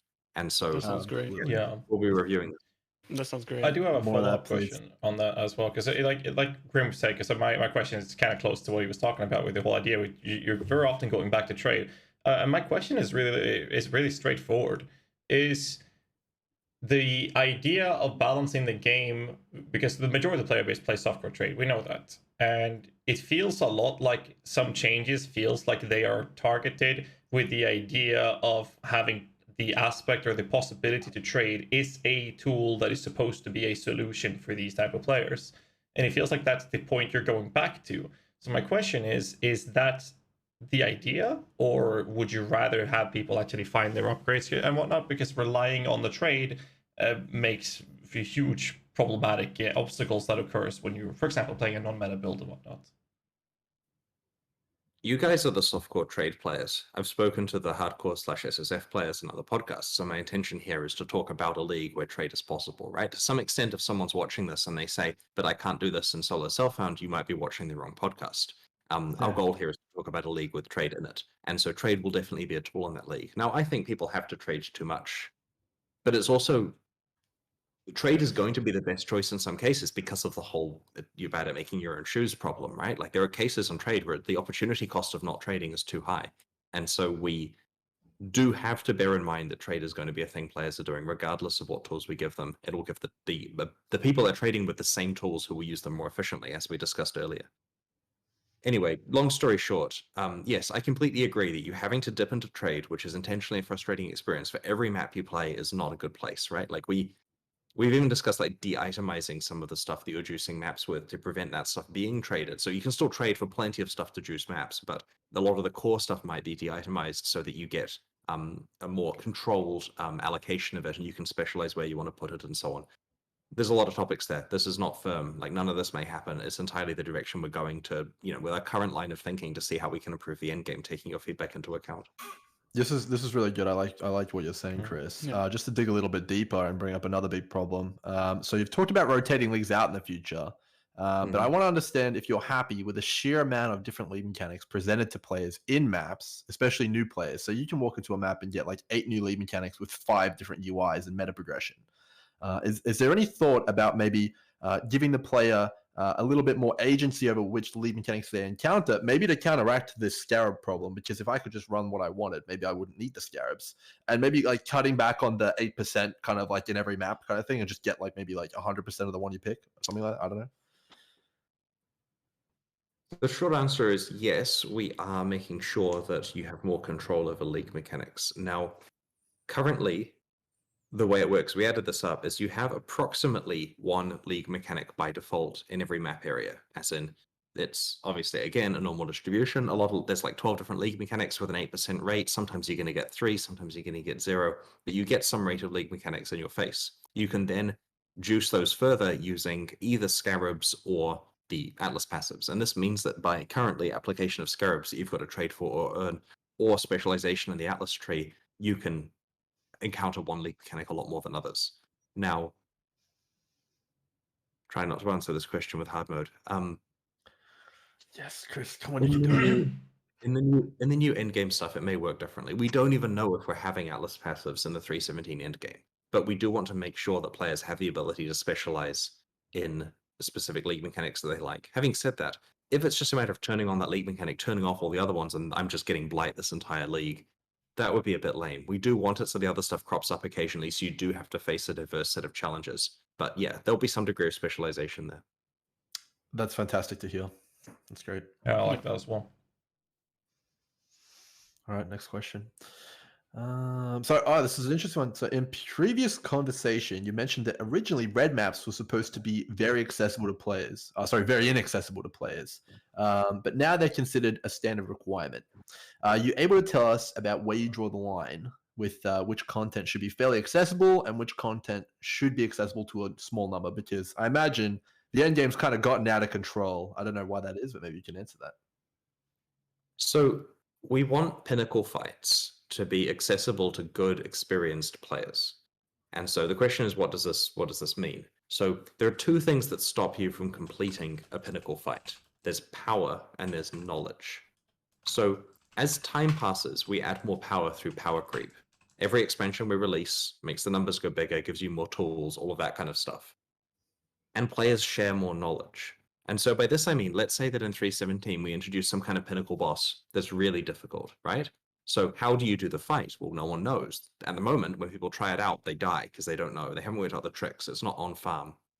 And they don't have the power to do it because it requires finding the absolute best stuff in that expansion to be able to do this content. Like it's kind of a perfect boss, this hypothetical one that's at the end of the game. It's hard to kill. It's complicated. You have to work for it. When the person gets the world first kill, that's going to be a good moment. And people are going to, it's the highlight of their league that they can kill that boss and get one of these exciting things that it has. This hypothetical boss that we haven't designed. The next league that comes out, players kind of know what to do. They've been fighting that thing occasionally in the previous one, so it's easier to get to, it's easier to complete, it takes less days, it's less exciting. And power-wise, well, we've just released a whole pile of new skills in like 318 or whatever, and so the boss is easier to fight. And so the line creeps down over time. When we release new content, it's both exciting and difficult from a knowledge and power point of view, blah, blah, blah. And only a top portion of players defeat it. So to answer your question about where the line is, the first time a boss or whatever comes out, only the people that can get the knowledge and power within that league are going to be able to defeat it. And to some extent, that's okay. The other players understand. I just wasn't able to do it. It was a challenge I wasn't able to complete. But once that's been there for a year or two, right? Like once it's content that's been out for so long, there's an expectation. Everyone knows how to do it. They've got the tools to, and they expect to be able to kill Cyrus 8 or the Maven really easily without any problems. And that's the point where we need to introduce new challenges. And so the lesson here is that we need to replace the endgame's aspirational content frequently. Usually, we just release a new league that maybe has some bits and pieces at the end game, like maybe there's some cool endgame heists or whatever, but it leaves the actual Atlas stuff alone. And I'm really tempted to pull up a graph of player retention, but needless to say, the leagues where we change the endgame are the ones that have the best player retention for obvious reasons. There's more challenges, there's more stuff to do in the endgame. And so this is leading us to consider that one of the things we should be doing with the new endgame is having it be modular enough that every release that we do, like every 3 months, we have the ability to tweak or add some Uber version of something or whatever, so that there's new aspirational stuff for players to do at the end game. Like actually formally saying we're going to update this 4 times a year to a small extent rather than once a year, and not touch at the other leagues. So this is the line of thinking we have internally at the moment. I really like that approach. That sounds great. Yeah. I think it sounds good. Very, very good. All right, cool. Let's move on. So we touched on this a little bit, but I just wanted to give you the opportunity to speak a little bit about friction, specifically on the Scarabs and Delirium orbs. There's players saying that they can't do the 5-orb Delirium orb anymore. Was that ever intended to be a thing? Were you meant to be sitting in your hideout doing, 4 Scarabs, 5 Delirium orbs, permanent sextants? Was that ever an intended game mechanic? I mean, the intention was that if a person wants to waste a bunch of currency juicing the map to be literally impossible and then they somehow try to do it, then that's fine. Like, that's all working okay. We just didn't expect people to have it kind of on farm so much. And part of this is the expectation of, like, making an insane map and then using the fractured fossil stuff or whatever to duplicate it, and then that case that we classify somewhat as an abuse case that was done for a while set expectations that players want to be running maxed out content and getting good rewards. And if they're not finding 30 uniques per map or whatever, something's going wrong. And so we've had to kind of subvert those expectations to some extent. And I think it's going to cause some lasting damage to the game that some players, well, I mean, it's like 25 players, but some players have really had quite a lot of access to juiced content very cheaply for quite some time. And other people have watched that on stream. And in general, the expectations of what people are doing in the end game are not really where we feel are reasonable. Like, our goal is that if you max out a map, that it's actually insanely difficult and insanely rewarding, but it's something you don't get to do very often. So yeah, I don't think it's in a good place, but people, like, I know this isn't a great answer to the question. It was intentional that people could juice their maps as much as they have done, but people were doing it to a much greater and more common degree than we intended. Right. So what you have to say to the play? Oh, go ahead, Tina. I just wanted to add that I feel like at least most people that I've talked to as a gameplay loop, they're not looking for Delirium maps to be back, but they're looking for something to replace that as like aspirational content, and that's something we talked about before this. But essentially, that's where I feel like that direction needs to go, is for people to look forward to something where it's like, why am I playing the game? To why am I creating my character and this sort of stuff. And that was great content to go into. Yeah, that definitely leads us quite well into the next question, actually. So building an extremely powerful character with perfect items is one of the most exciting things you can do in an action RPG. So right now, many players feel there is little reason to pursue these characters anymore with the removal of 5-orb, and for most purposes, Deep Delve's a lot less interesting. So can you talk through a few of your ideas for top-end content that demands an extremely powerful content that you might maybe be looking to implement in the future? So we like the idea of difficult content that requires extremely powerful characters. Like, we love the idea of putting something out there the players just can't do, and they have to kind of solve it as a problem, right? How am I going to make a character that's strong enough to do that content? The problem here is perceived build diversity, right? Either we put this incredibly difficult content out there with the expectation that somehow all the builds in the game can do it, which is obviously crazy, or only a limited set of builds can do it, in which case there's going to be diversity issues. You can see this in Deep Delve, right? Like, there's an extremely set of limited viable builds. It's pretty much only the ones that can mitigate that much damage. And so, if you wait. I have to stop you there. There's no mitigating damage in Deep Delve. Mitigate, wrong word. Okay, be invulnerable to damage. No. Tuna, you want to take this one? Yeah, go ahead, Tuna. Well, take over the wheel, man. Just don't take damage, and just corpse run if you do. That's Delve in its current state. Unless we're talking about hardcore, of course, then it's a totally different, more interesting metagame, in my opinion. Which is where I'd love to see Delve. Is corpse rushing is it's not good content for anyone. Okay, fair enough. That I misunderstood how people are surviving in Delve, but there is a limited amount of build variety there, right? Like, Agreed, Agreed. 100%. yeah. Okay. Yeah. Yeah. Chat says Chris here thinking deep delve is depth 50. There we go. Okay, Just to Chad. summarize, the deep delve builds run around with chaos inoculation, about 50 life, and 3 billion damage, and they just don't get hit and one shot everything. That's how they do it. Yeah. Right. And Because of they the high freeze monster. and run fast. Yeah. Yeah. So philosophically, though, if we have something like Deep Delve, you're going to have builds that are relatively narrow. You don't get the ability to really engage with the content as much. Now, I think that's okay. I like the idea of having very, very, very difficult content for specific reasons. So then ideally you get different builds pigeonholed for each thing. I don't have any problem whatsoever with that. But we have to get over the build viability thing as a community if we're doing that. Like, if there are 5 different in-games for Path of Exile and each one has a build that can do that most efficiently, that's a game where there are 5 different in-game builds. And of course, there's incentive for players to find out new ones, but that's not necessarily what a lot of people have communicated they want recently. To some extent, if you have it so the hardest content is at a lower cap, there's lots of builds that can handle that content, and there's more variability, and it helps, affect the ability to trade for items and stuff. Now, one important thing to note about future content is that you're probably not going to have extreme aura and curse bots to carry you through it. People have been very clear that they want balance changes to aura bots, to the point where in a previous podcast I said, don't worry, we're only nerfing Fortify as far as main game systems go.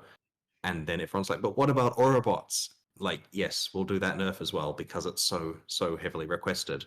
And this is going to affect the ability to play some of this deepest content in whatever form it is. I do have a I question think there. that's a good change, personally. You say that you're Go ahead, David. nerfing it because it's heavily requested.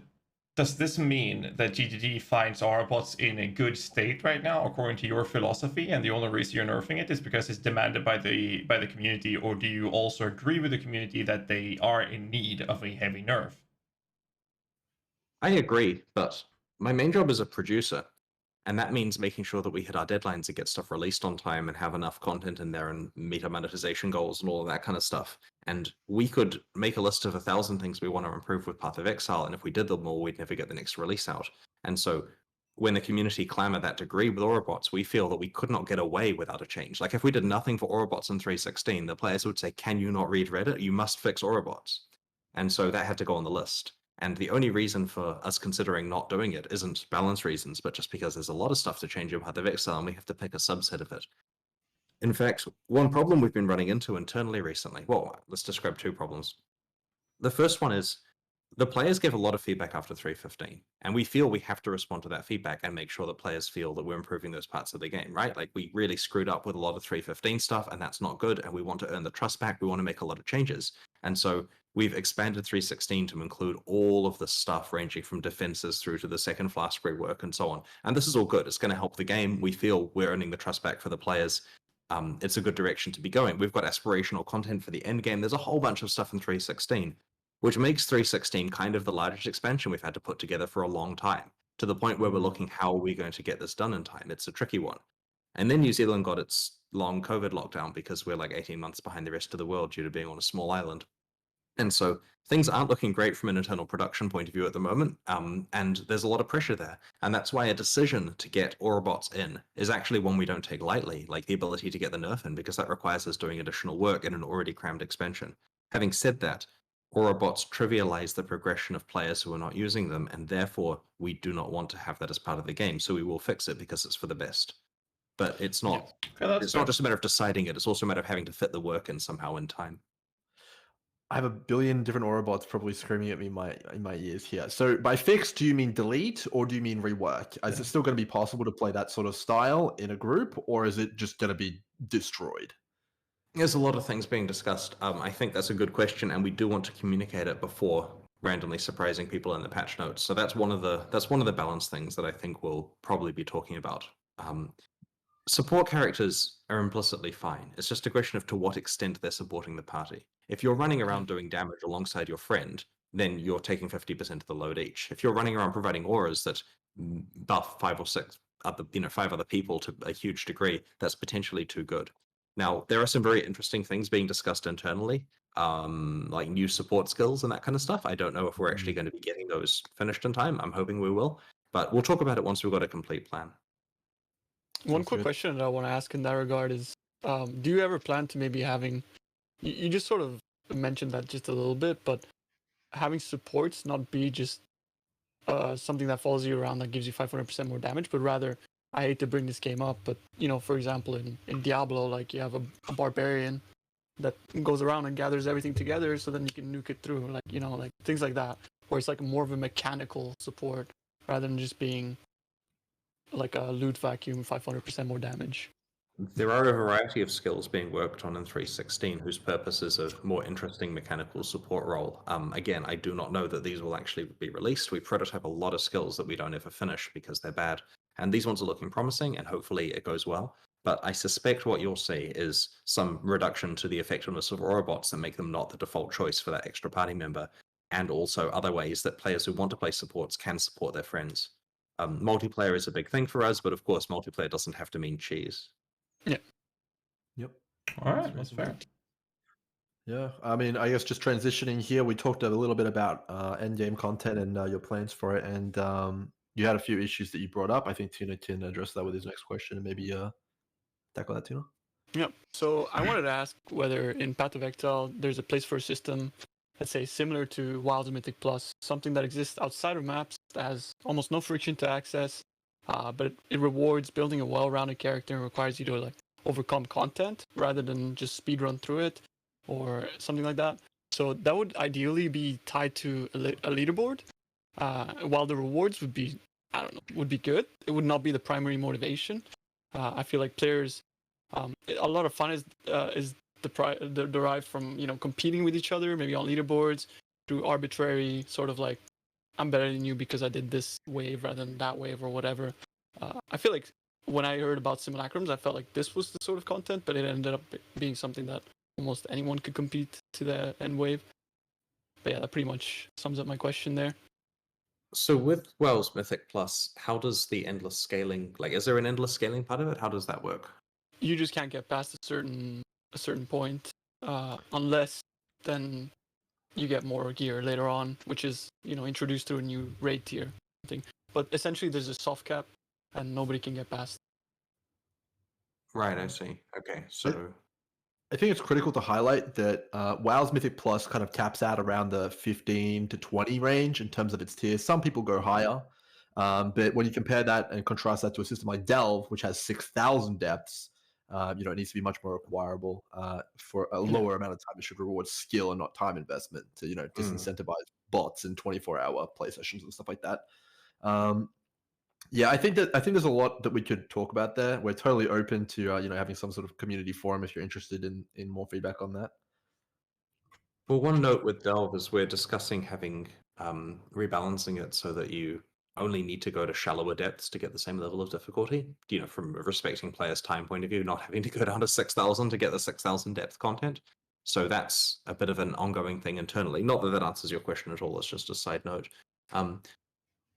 With your description of this mode you're talking about, you mentioned existing outside of maps. So what do you mean by that? Do you mean you don't have to use a map to get into it, or? So the idea is that incredibly difficult content currently exists in the form of 5-orb delirium with maximum juice, right? But many of the players who are doing that no longer see that as viable, and the reason for that is friction. You need to engage in the trade system and buy tons of rare items, and a lot of them are really scarce, and that's not a fun experience. So the idea would be that you get the same experience, the same difficulty in an alternative setting, which only requires buying maybe like one item, similar to the fractured fossil, and you can kind of challenge your character, do content and really have a really fun gameplay experience without spending 60% of your time trading for materials. Right.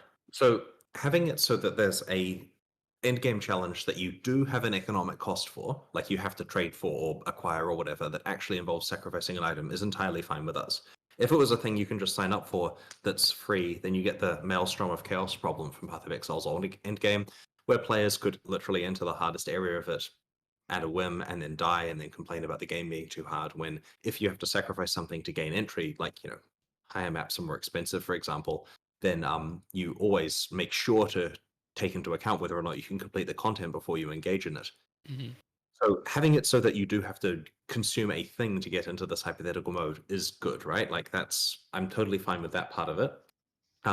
When you say existing outside of maps, you just mean doesn't require trading for a whole bunch of different components in order to put it together. I assume you'd be okay with it still using the map system's random tile sets, random monsters, random league content, and so on? Correct. One issue with the random tile set, especially when it ties into challenge content and leaderboards, I feel like it's something that was introduced in Diablo 3 where people fish for a layout. And I think that is inherently sort of an issue that has presented itself in that scenario, if that makes sense. Yeah, I see what you're saying. But if you're timing someone or whatever you're doing, then if the person who gets the best layout that's most appropriate for it will do best on the leaderboard. So if you're doing Right. leaderboards, you'd want to have a leaderboard per layout maybe or something like that, and then people can Right. specialize. Yep, fair enough. Okay, so you described in the question having like a well-rounded character that requires you to overcome content instead of speedrun it. Or at least Yeah. that's the written copy of the question has that phrasing. So how do you stop players optimizing for efficiency here? Like in terms of don't speedrun the content, but actually overcome it. Obviously, players are going to be incentivized, especially if there's a leaderboard, to do something efficiently, even if it's from their personal time point of view. So what's the difference between overcoming content versus speedrunning it? Do you mean you incentivize killing all the monsters? Like what is it about it that makes it speedrunning? I wouldn't mind chiming in here. That's an example since we're in a solution mode right now. I mean, it would literally be very simply sorted with challenges that you have to do to progress this type of content, right? It's not a map per se. It doesn't need to be displayed as a map. It doesn't need to be a linear progression of going from point A to point B, killing monsters along the way, making sure you survive and kill a boss. It could literally be anything. It could be that you go through stages. Suddenly there's a labyrinth you have to deal with, and you're time limited because you're going to take a damage over time effect, similar to like Delve Darkness.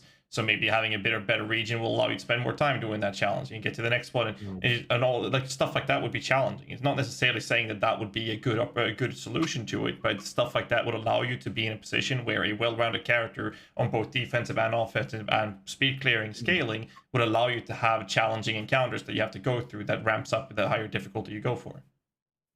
Interesting. So one of the concerns that players may have at the moment is that because you can specialize your map, like you can choose the mods and then you play that map, you can specialize in doing stuff your character is appropriate for. But with this system here, where you'd be given essentially random challenges, you'd have to have a character that can deal with a wide variety of different things. Like, what if I am slowed? Or what if there is immunity to some damage type or various other bits? What if there's high damage over time? Your well-rounded character would have to be able to deal with a variety of different circumstances. To give you an example, I'm sure in D2 you're familiar with the fact that there's monsters in like Hell where you can't, like as a sorcerer, use frost spells and you need to spec into 2 trees. That's a diversity that you're building into your character, and that kind of makes you a more well-rounded build. One point I will highlight here. Pardon? You hate that? Yeah, that's fine. Don't make it immunity. I'm not advocating for immunities, but that's making your character more well-rounded. And one example I will give you here, and why Delve fails as a mechanic, is that you can brute force it by continually going through and over and over and over again with no penalty. So this system, you would essentially want it to reset your progress when you die and have to go from the start again and build up from whatever you were. And that would penalize characters that decide to use 500 life because, you know, you can't just go in and get one shot over and over again until you eventually get lucky. Yep. Okay. So fair enough. So you talk about this being endlessly scaled, and how does that affect rewards? Like, is the reward that you get to be on the leaderboard, or do we have to make endless scaling rewards themselves? I feel like Endless the scaling reward possible. should be there, but it should cap. Yeah. Again, back to maybe WoW's Mythic Plus, it caps 14, and that's pretty achievable by most people that are serious about the game, but there's people running 28s because they love to play, right? It's just fun. It's that same feeling when you talk about the hard mode boots, Chris. You know, when you're like, oh man, look at these 3 resist boots. That's the same feeling that you know, people get from those leaderboards, and I think that segues really, really well onto the next question as well, Tino. Yeah, which is also where there was like leaderboards for Delve, for Lab, like for speedrunning first bosses maybe, or person that has the fastest boss, or you know, things like that. I feel like leaderboards would be a really nice way for content to be created, but on the player side of things, because it's sort of a challenge thing that can keep you going for longer in the league. Which personally, maybe I have a very skewed perspective on this, but it's something that I would I would spend a lot more time playing Path of Exile towards the end of the league when I've set myself up and I've achieved all my goals to just be like, all right, now let's go PvP, VE. So player versus environment. MTX rewards top 3 at the end of the league. I mean, there are so many different ways of doing it. It doesn't have to be MTX, even just a star next to your name on the trade website. Like, just very simple things. But we talked about that in a meeting not too many days ago. We talked about the whole idea of aspirational content for higher end players could be really nice to have. Like, for example, the challenges is displayed in a number on the left of our chats on our names when we're talking in global channels or whatever, right? And we know that inevitably, or at least hopefully soon, we're going to see some guild changes, which might be very interesting to look into. The idea of having, an icon or something that display that, well, you're the fastest on that, or you've achieved this and that goal in this new aspirational type of content, so you can use that as an EPing factor or whatever you want to call it, right? I mean, that's essentially what it is, right? But that is aspirational content, because right now aspirational content is very, very limited. And like from my personal point of view, my perspective, when it comes to aspirational content, it's crafting a mirror item, and then it's my name on that item on the trade site. That's it. But I mean, if you have... I just had one very last thing about that I felt like the problem as well with there being no leaderboards is if you do achieve these things, nobody knows unless you're a streamer, right? True. So there's no incentive for people to actually do these things unless they're, a streamer. Or I mean, there's been like one case that really stands out to me is Dan, Uber Dan. Everyone knows him, first Uber Elder Kill hardcore. That's like insane, and everyone still calls him Uber Dan. And that's great, and that's the sort of content that I'd love for there to be in the game, like where people become like sort of stars of Path of Exile because they've achieved something that other people couldn't at the time. Yeah, we are not opposed to leaderboards. I actually like leaderboards a lot. I kind of feel that the more ways you have of ranking players, the more games you have at the same time, right? Like, it's almost free content there, and there's this funny thing where I have a lot of friends who play WoW and they're all in the best guild on their server. Like, but they can't all be, but yet they all are. Like, you ask a WoW player what guild you're in, they say number 1 on Blast server. But there's a lot of other guilds, and that's because there's always some metric for how they rate, how they assess themselves as number 1. They're number 1 because they did such and such first, and therefore they're number 1, even though they're number 6 in the next time that was measured. And so, I feel that by having more leaderboards, we have more ways that you can be number 1 in Path of Exile. This question you have here of a profiling game where you can kind of pin, EP and stuff, as you say. Why am I saying things like that when there's a remix going to be made? I thought it was meant to be used. We got him, boys. We got him. Great. Anyway, so with regard to a profile that you can pin things to, this is something I've been putting a lot of thought to recently, because like the thing you said earlier about having a star next to your name on the trade site, that's fascinating. Having it so when someone sees your name on the trade site, they can see achievements you've had in game, and then on the forum or wherever community resources we have, you can see it there, and then potentially in the actual game client when you're messaging someone or seeing them in the guild, and a small pop-up that says potentially which significant accomplishments, aspirational things they've completed. It gives you a reason to tick them all off. Like, it means you're pretty much done with the league, but you've got three out of 4 of the major things finished, so you get the ability to go, I'm making a new character, specialize around this really hard delve-like thing, do it, tick that one off. I got all of them this league, and I got 38 of the 40 challenges, and I bought the supporter pack. The ability to show off all of the different ways that you've involved yourself with that particular league could be really good. And so, yeah, this is certainly prompting quite a lot of thought internally at the moment. Yeah. Having said that, we don't have content ready for there to be leaderboards yet. Maybe there are leaderboards we can add for existing content for tracking things. And there was one question I had. This is an idea from like literally 10 years ago that we never did from a monetization point of view. But there was discussion of having it so that you can pay to get a microtransaction that you apply to a certain item that counts something that you've achieved with that item. Like, I don't know, number of kills or experience gained, or maybe something more interesting than that. And then that goes on a leaderboard. And so the money that you're paying there puts you in that leaderboard for this thing that you care about, which I understand monetized features aren't necessarily great, but we are always looking for ways to continue to fund development and so on. So do you have any thoughts just off the cuff as to whether the ability to opt into a leaderboard for certain things that your items can track is interesting or not? I think that undermines the value of it, because, if you're number 1 but you didn't buy the item, then the guy who's number 2 who bought it is better than you, right? Mm-hmm. I think exactly what you're saying, that it becomes a thing you have to pay for if you want to engage with that content, but it is kind of an optional side system. I mean, why So not long as just it's gate it? optional stuff, right? I think that's completely fine. Like, yeah, monsters killed or something like that, then I would say that's okay. But if it's like actual aspirational content, I feel that has to be, because even if you're not gonna, for example, like if I download League of Legends and I see a pro and I'm like, I could become him. I don't have to be rich, or I don't have to, be privileged. Maybe in some situations you do, but essentially, like, you could become him, and just that feeling means that it's something that you could grind for realistically, or maybe Yeah. not, but you look forward to that. I think the Hence fantasy here. aspiration. Oh, go ahead, Tris. Sorry. I was just going to say, I'd want to add leaderboards to the game for the sake of it anyway. The discussion of a microtransaction for certain items would just be to track whatever those items can track. Like, to be clear, I'm not saying here's new aspirational content, and to get into the leaderboard, you've got to pay us $4. That wasn't at all what I was suggesting. Yeah, I mean that's really cool. Okay, so the scenario which I think you're describing is I invite Tai Killer to trade with me, and he's got this badass frame, man, because he's got the fastest Kitava kill. That's awesome. And then he also rolls up in his helmet, which is bought from the MTX Chris store, and it's empowered because he's rank 1 as well. Is that the kind of thing you're going for here?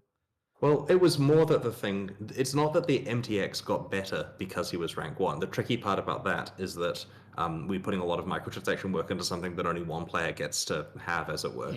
It's more that you take, this is a lame example, and it's because all the examples are lame that we haven't done this. But for example, I take a shield, and it counts how many times I've blocked or something like that. A thing that we can track with your items. How many times you've crit with whatever, and you just grind the hell out of it for that particular item.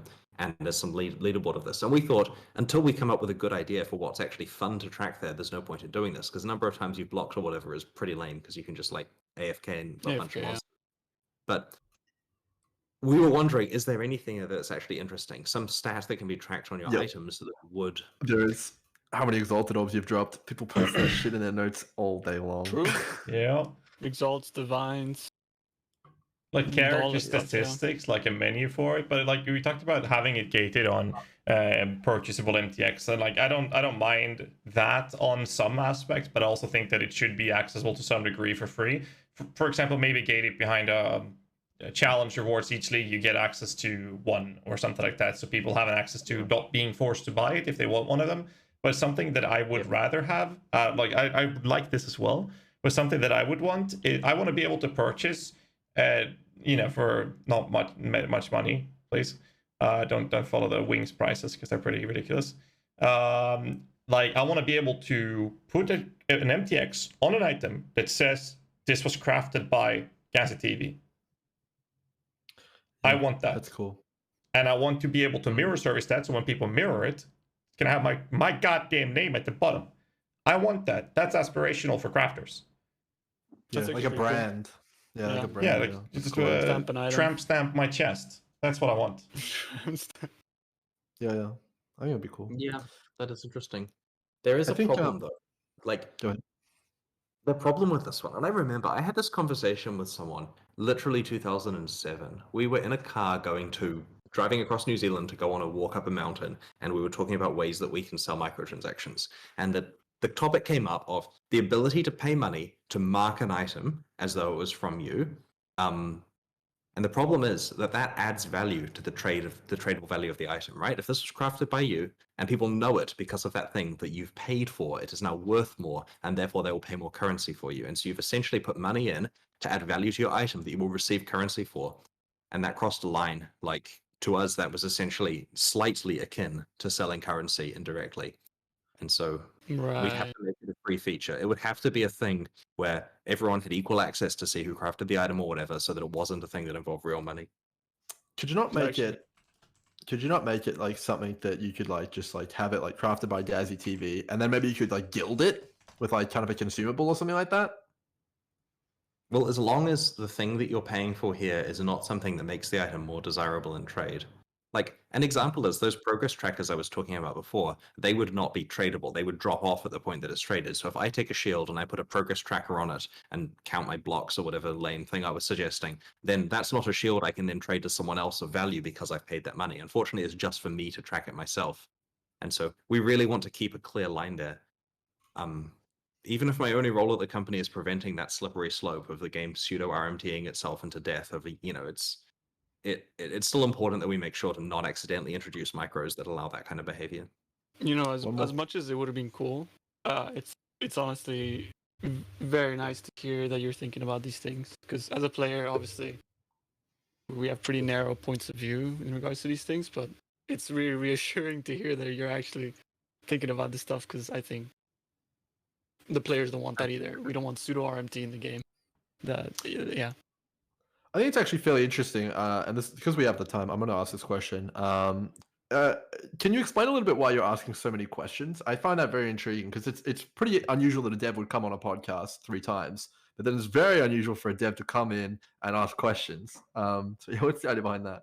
You'll notice that my answers all start with the word philosophically, right? I know how I want action RPGs to work, and I feel that Path of Exile's success has validated some of those beliefs, even if telling people how the sausage is made makes them not want to eat it in some cases.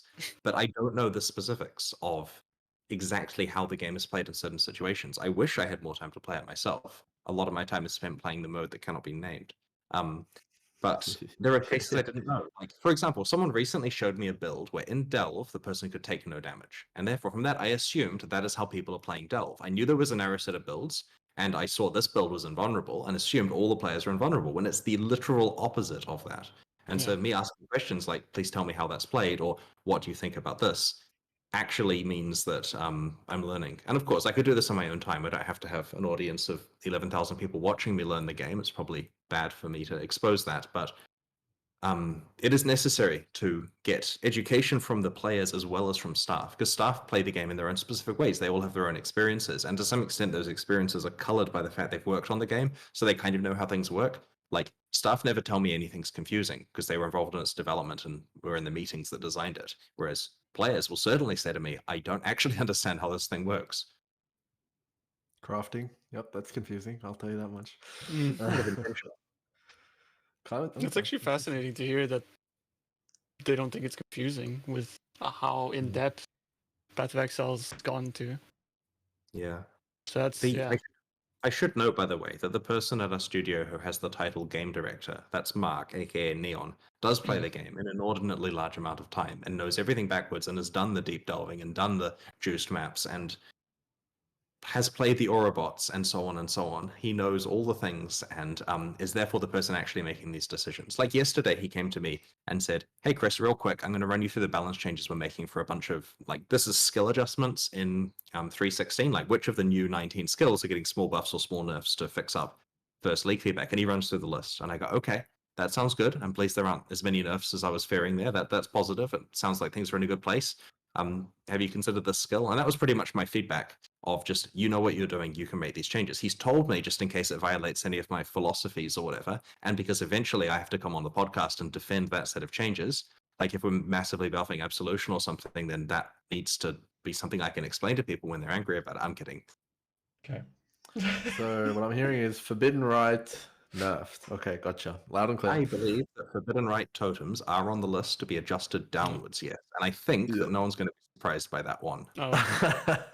Either way, I really want to improve how we're handling our communication of this kind of stuff as well. Like, this is actually a conversation I'm having with Bex in a little bit. This is a surprise to her hearing this, but I think there's a bunch of improvements we can make about communication of patch notes and balance manifesto kind of stuff for these nerfs. And like, it is because yesterday when Mark explained to me the reasons behind all the changes, I thought, this is so well explained. Like this exact thing here, which you've just said to me, I want to like channel that to the community because I'm left feeling the game is so much better after each change. But at the end of the day, whatever we do to announce this is going to come across as like a little bit out of context, if you know what I mean. Like if it's in the patch notes, it's going to be just a set of arbitrary changes and players will read that and go, I don't understand why these are happening.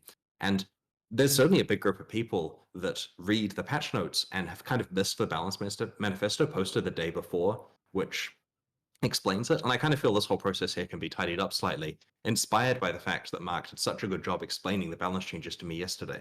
Anyway, I'm going to stop ranting now, but no, it's I do want to make communication about it. It's good for us to understand this stuff. I think it opens up an interesting discussion actually about builds. I'm not sure if we should get into it now. Actually, I'll let GHAZZY take over because Steels is actually up next. In fact.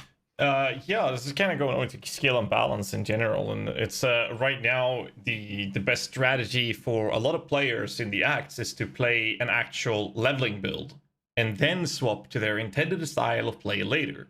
And this is the result of poor early skill gem scaling and damage availability. So the question is, are there any plans to balance skills in the early stages of the game so you can level as your intended skill without feeling incredibly penalized? Oh, I have a philosophical answer for this one. So we feel that good endgame builds work because they combine a skill with various tricks, right? Like no one's just putting fireball in their character and shooting it at the monsters, right? You're doing crazy stuff, and that's why Path of Exile is fun. You're combining it with support gems, passives, ascendancies, keystones, threshold jewels, items, uniques, whatever it is, you're making that skill effective through some means. And so what you're asking for here is that we balance skills to be really powerful without those tricks. You're wanting it so that a skill that requires tricks to work is also compelling to use in the playthrough without full access to those tricks. Now, players have the choice of what skill they want to play at various stages, and obviously they'll try to play the best skill that they can do. And that means when they're playing through the game, they are probably going to play the most effective way to level, and then later to play the most effective way to play the end game using all the tricks that are available.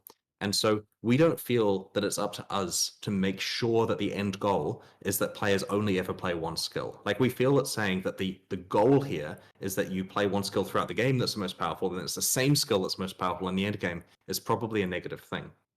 So if we balance a skill that lacks combos to do more damage because of the lack of these combos, and then later we introduced a combo, we wouldn't want to have to nerf a skill as a result. And there's always one skill that's going to be deemed the most efficient for players to use. Playing anything else is going to feel penalizing. Like, you're going to have a lot of pressure to play what you think is the best skill. And so if you're the type of player that's caught up in this psychology where you're feeling bad about playing the wrong thing, you probably should play the skill that makes you feel that you're the most efficient. It's not possible for us to have every skill psychologically feel equally powerful. There are various effects like the effects on it or the sound and so on, which can affect how players perceive its power. And so Well, this raises the question of, should there be skills or items in the game that are bad? And the answer, we believe, is actually it's okay for there to be. And I'm going to use a Magic the Gathering analogy here because that's just behind hard mode in my list of irrelevant off-topic things I like to bring up and feel out of touch. With Magic cards, they print these cards, and a lot of them are kind of useless, right? Like half the cards don't have an apparent use in top-tier decks. And they sit there for year after year after year until eventually they print a card that combos really well with the previous one and its value spikes up and people put it in decks and it looks really cool. And there are so many examples of this, right? Helm of Obedience, Leyline of Void, and so on. Painter Servant and Grindstone, all of these cool combos where individually, if I told you what the card does, it would be laughable. Why would they make this? And then later the combo is so clever and that becomes a thing that people can play with. And we have the same thing in Path of Exile where you introduce an item and it sits there. And sometimes this is intentional, right? Like, there are unique items that supporters are made in the game whose goal is to be a combo piece eventually. They throw it out there, you look at it and say, that is terrible. And then later on, there's something that makes an awesome combo.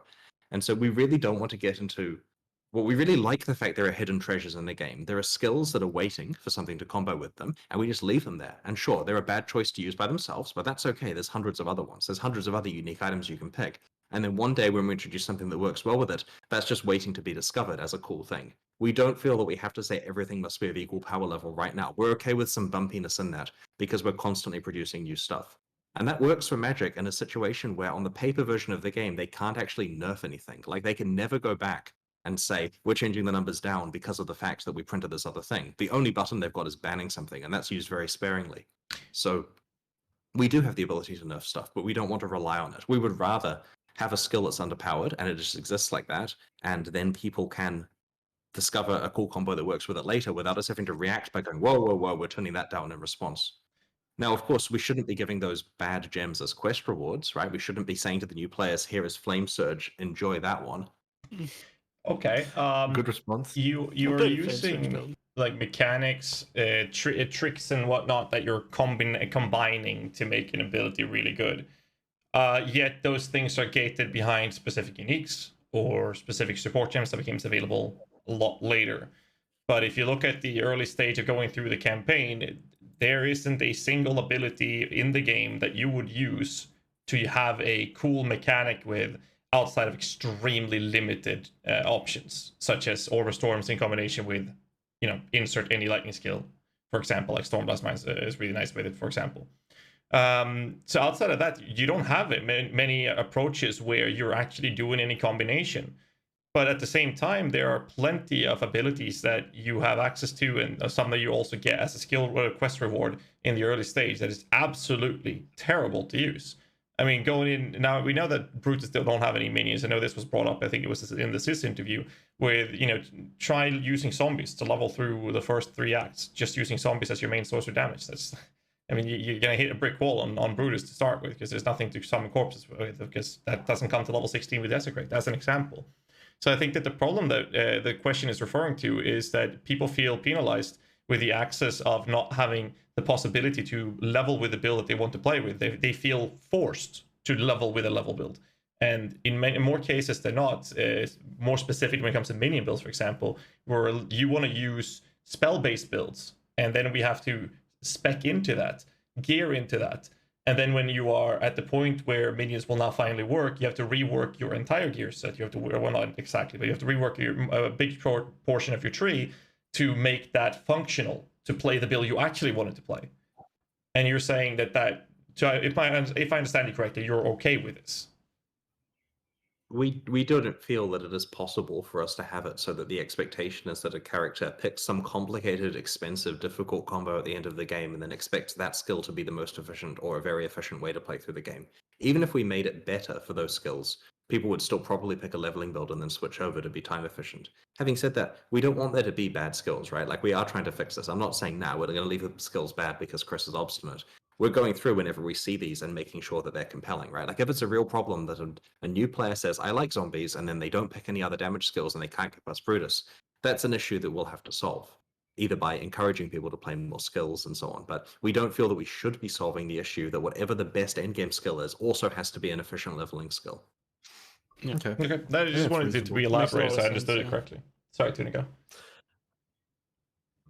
No, it just makes a lot of sense, but maybe I was thinking more rather than on the leveling aspect, instead of looking at skills like, oh, Lightning Tendrils needs to be buffed, but what about looking as that as a whole, rather like self-casting or hand casting instead be looked at, or channeling or stuff like that. Yeah. And the team like to pick things like handcasting and then go nuts with it for an expansion in terms of making it better. This has happened a few in the past. Like, there was a handcasting one at one point, and this kind of requires constant maintenance. It does require us to come back to it occasionally and to say, let's review that again to try to make sure that it stays balanced.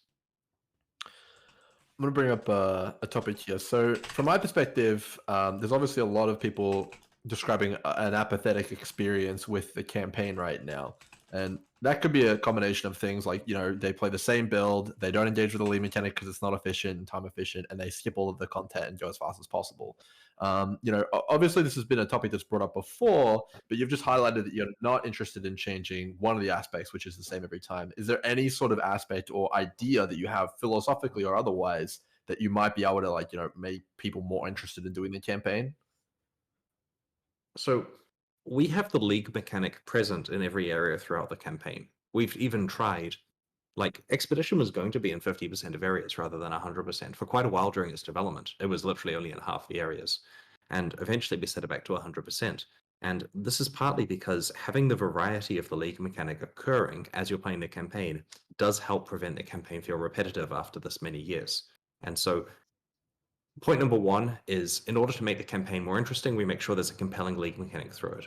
3.16's league mechanic is one that is not... I do not want to spoil this, got to be very careful. It's a good one. Let's just go with that, and that's going to help people play through the content. Like, they're going to enjoy encountering it in each area that they find it in. They'll be looking forward to that one. So that's point number one. Point number two is actual campaign interest levels. We felt, prior to our scaryization of Act 1, that the campaign was a bit of a pushover, right? Like, there was never a heart racing kind of moment in there. And so while there were some mistakes made, we've been generally pretty pleased with the scariness of Act 1 monsters and are continuing to do that. Like, our second goal, after making sure there's interesting different league content every time, is to make sure that the campaign actually involves paying attention and so on. Obviously not a big problem for speedrunners. They still run through the campaign and get to maps basically as quickly. But the intention here is that the average player actually has more of a game when they're playing through, and it does feel different from release to release. Like, we were watching the reactions of people playing Act 1 in the most recent launch, and they were pretty happy with the excitement and, the Brutus experience and various other factors. And we are pushing that as far through the game as we can do with each launch. So that will help keep it interesting. But the honest solution to the campaign is Path of Exile 2. And I feel I've answered this question on each podcast so far. But Path of Exile 2's campaign is just so much better, more sensibly laid out, more interesting, cool, epic stuff happens in the right places.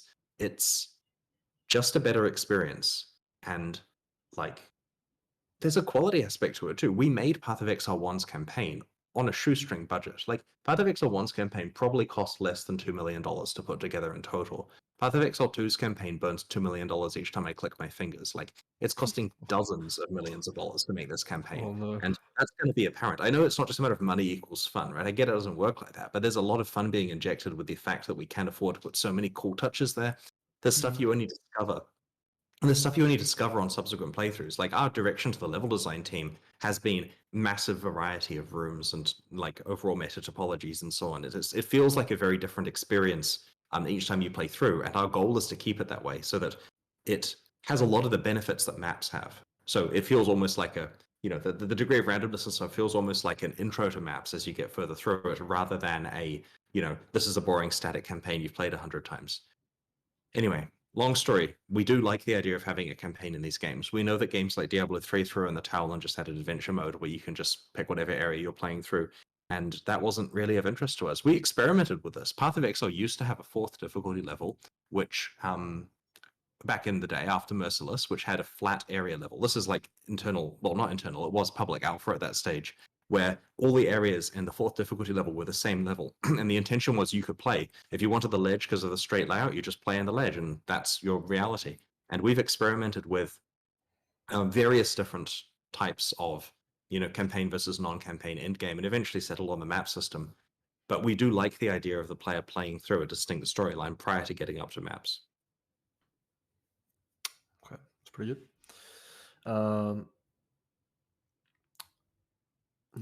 I'm going to throw a few questions out here, Chris, because it's just coming to my mind. These are a little bit tangential, but I just wanted to kind of get it out there because this is a topic that should brought it on. So there's not ever going to be a situation or scenario in which grinding your games is going to offer an alternative to the campaign. Is that correct? I mean, I don't think I'd say never, right? That doesn't mean spam me with emails about it, but like, when players write in and say, I want to play the campaign with my first character and then use Endless Delve to unlock my second character in maps, we kind of roll our eyes and think, it's that quote from another game company, if you think you want this but you don't, or something. That's kind of how we react. Is like, are you sure you want to play Endless Delve? It's kind of more boring than the campaign in some ways, right? Like, it's cool for a little while. And so, like, we get the fact that you've just played through the campaign and you want to play a new character and you've got to play through the campaign again. But our solution first is make the campaign good. We don't like giving up on stuff, right? We don't want to just not try to improve it and just throw it away.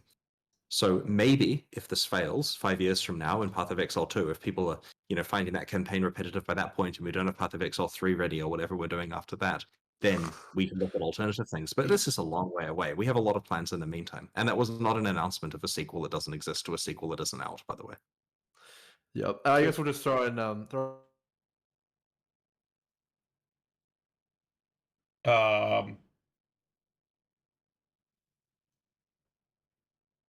Okay. Hold up. What just happened?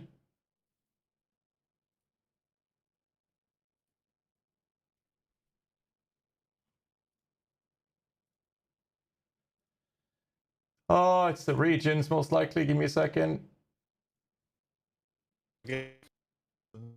Trying again. Chris can adamantly say how we're not getting an auction house ever, so it makes Reddit happy. Okay, I am back. So you got cut off just as you started, Grimro. It was a European server. I changed it. I got a message from Vero as well. Yeah, I know, Vero. Thanks, man. It was in European. Should work now. Go, sorry. GHAZZY, we can hear you double again. Fuck. Try now? That's good. Perfect, go. Right. Yeah. And then you So When we said the question was basically, can we say never to an auction house for Path of Exile? And I started to split hairs and say, I don't actually hate the idea of having it so you can run an auction where you find an item and you want the top price for it, and it takes a week. And this isn't just a quick item acquisition thing for the people who want the item. It's a thing where it's like, the prestige item gets the most mirrors paid for it or whatever. There's value in doing that as a process. I mean, it's a bunch of implementation, but realistically, what people are asking for with an auction house is a player-run shop where there's buy now prices, where it's like a more easy exchange. Now, our solution is we acknowledge that trading for reagents used for mapping is frustrating and somewhat mandatory. And so when we're looking at the new endgame, we're going to make sure to bear that feedback in mind. That will help and ease the pressure off that. And we are happy with the level of frustration that occurs when trading for gear, because we feel it's negative if you can instantly snap your fingers and get the next best item for that slot. I feel like a lot of the frustration comes from the fact that people feel like they're forced into engaging with trade to buy mass market supplies, right? Like, as you said, like maybe scarabs or whatever. Or I feel like personally, it's generally fine if you're just buying like chisels and things like that, but market supplies which are not in abundance, right? And I feel like I do like the bidding on things idea. That's really cool. But I'm on the camp of being scared of an auction house because I feel like that gives machines too much power in that regard, right? Like, people botting and things like that, which is also a problem that you see regardless. With buy now stores, absolutely, there's the problem where a person lists the item too cheap, so the bot buys it instantly, right? And the person lists an item too expensive, so it never sells. And so bots are kind of having the floor, and there's just players above there, depending on how right they are. And that's an issue. The bidding thing, where you actually have to bid up an item and you've got a week and there's no real way to cheese it, is harder to bot that because the community have seen that item for an entire week by that point. Having said that, this isn't a feature announcement. This is just me hypothetically saying I don't hate a real auction house. I just hate what people think of as an auction house. Something regarding bots, if possible. Because there's a lot of them in trade, and we can also feel that you do these banways, right? And they're huge, and they're very impactful, and we can see that in the economy. But it almost feels like at this very moment, they're getting really efficient at buying all the individual things and then listing them in bulk. And then eventually they're getting banned. But then all these items disappear from the economy. So in turn, the player base is sort of suffering from these huge banways. Is there any way that can ever be circumvented, or is that just something that we'll have to work around? It's obviously good for us to take out the botting networks, right? Like the impacts. Okay, so what happens with bots is when people are able to play the game using low resource copies of the game that are just running by themselves, then it lowers the value per hour of your playtime down to theirs from an economic point of view. Right now, Path of Exile is being played by professional people who generally are not kids, right? Like Path of Exile is being played by people in the 20s, 30s, and 40s, and they have an opportunity cost for their time. And so if it was just those people playing, then RMT would not be an attractive thing for players because an Exalt will be worth a whole bunch of money because it represents a lot of your time as a professional adult that would otherwise be, being an engineer or something. But the problem with botting is that it means that because the bots can run basically for free, the cost of electricity, it's a free game and so on, that the value of the Exalt is a very small number of dollars, and it makes RMT attractive, and that means that people cheat easily and blah, blah, blah.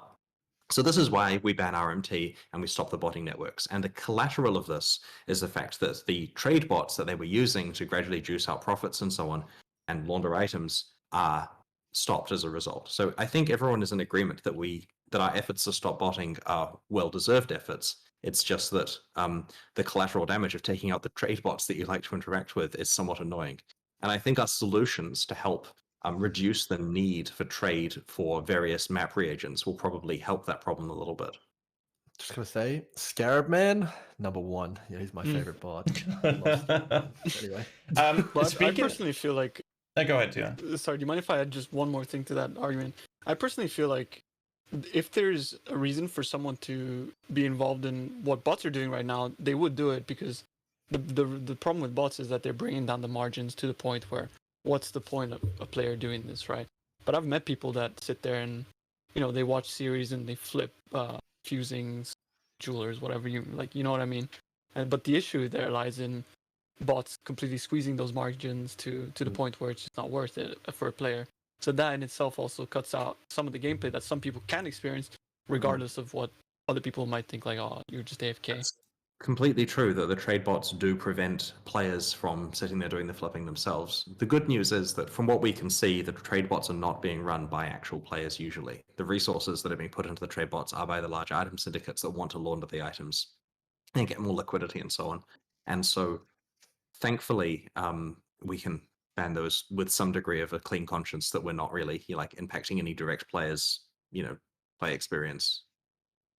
Is there ever a world where they won't exist anymore? Oh yeah, like frequently whenever we do the bans, it's just that we takes a little while to detect them all again. Yeah. Okay. I do have a follow up on this whole thing with auction house. Now, a few things to mention. This was brought up 4 years ago in a trade manifesto, where you tackled this question, and despite already having a pretty firm state comment about this to the community, it's being asked to every league. Every league's been asked for, why don't you do this? Why don't you do that? And we have been hammered with these questions as well. So I'm just going to say it one more time, just for the sake of getting the answer so everybody actually can hear it again after 4 years repeating this. Are we ever going to have an auction house in Path of Exile? That's a good question, and one I haven't heard for a while. Sorry, can I keep a straight face? I don't think we're going to have the type of auction house that players want. What about a trade bazaar? That's been recommended, isn't it? Oh, like there's so many people who write in with that. They played some old school RPG and they want this trade area where everyone can stand and be a shop, and you just idle there and you choose what items you give prices for, and like there are lots of non-auction house things that players suggest where they acknowledge the problems with an auction house and they write in and go, here's the thing, Chris, how about you can price some items and put them in your masters or your hideout. So you can list 10 items and you put prices on them, and only people who go to your hideout can buy those. So it's not like some crazy database. There's none of this bot abuse. How about that? And they come up with all of these suggestions. But at the end of the day, if you do that, the players are going to be like, this is annoying that I have to go to everyone's hideout. So they're going to make their own custom site that lets people import what their deals are. And suddenly there's some like pseudo auction house scaffolding made. Like the only reason we have the current trade system working the way we do is because people automated the process of posting shops on our forum using items that were in stash tabs. And the entire thing grew from there until the point where people scraping our website to download the database of what are in people's shops was crushing the website to the degree where we had to provide an API in public stash tabs to facilitate these trade sites. And so the lesson we learned is that you do a small thing and the players will automate it to the extent where they get what they want. And so we have to be very careful to not open the door a little bit to some of these, because then they get the full auction house as a result. Yeah, I think that actually opens up an interesting topic. We might enter at the end with external tools. Before you go move into on that, to Grimro, I just want to clarify to everyone watching. What Chris Rich just said was no. All right, so go ahead. Never an auction house. Yeah. Gotcha. We've been on a massive tangent here for a while, but we'll go back to skills here. So can you tell us about the team's process for balancing skills? What determines which skills are on their radar in a given league and whether they need to be buffed or nerfed? So two previous examples of this were Blade Vortex on the nerf side and Spectral Shield Throw, which has been, a great success in the buff stories. Yeah.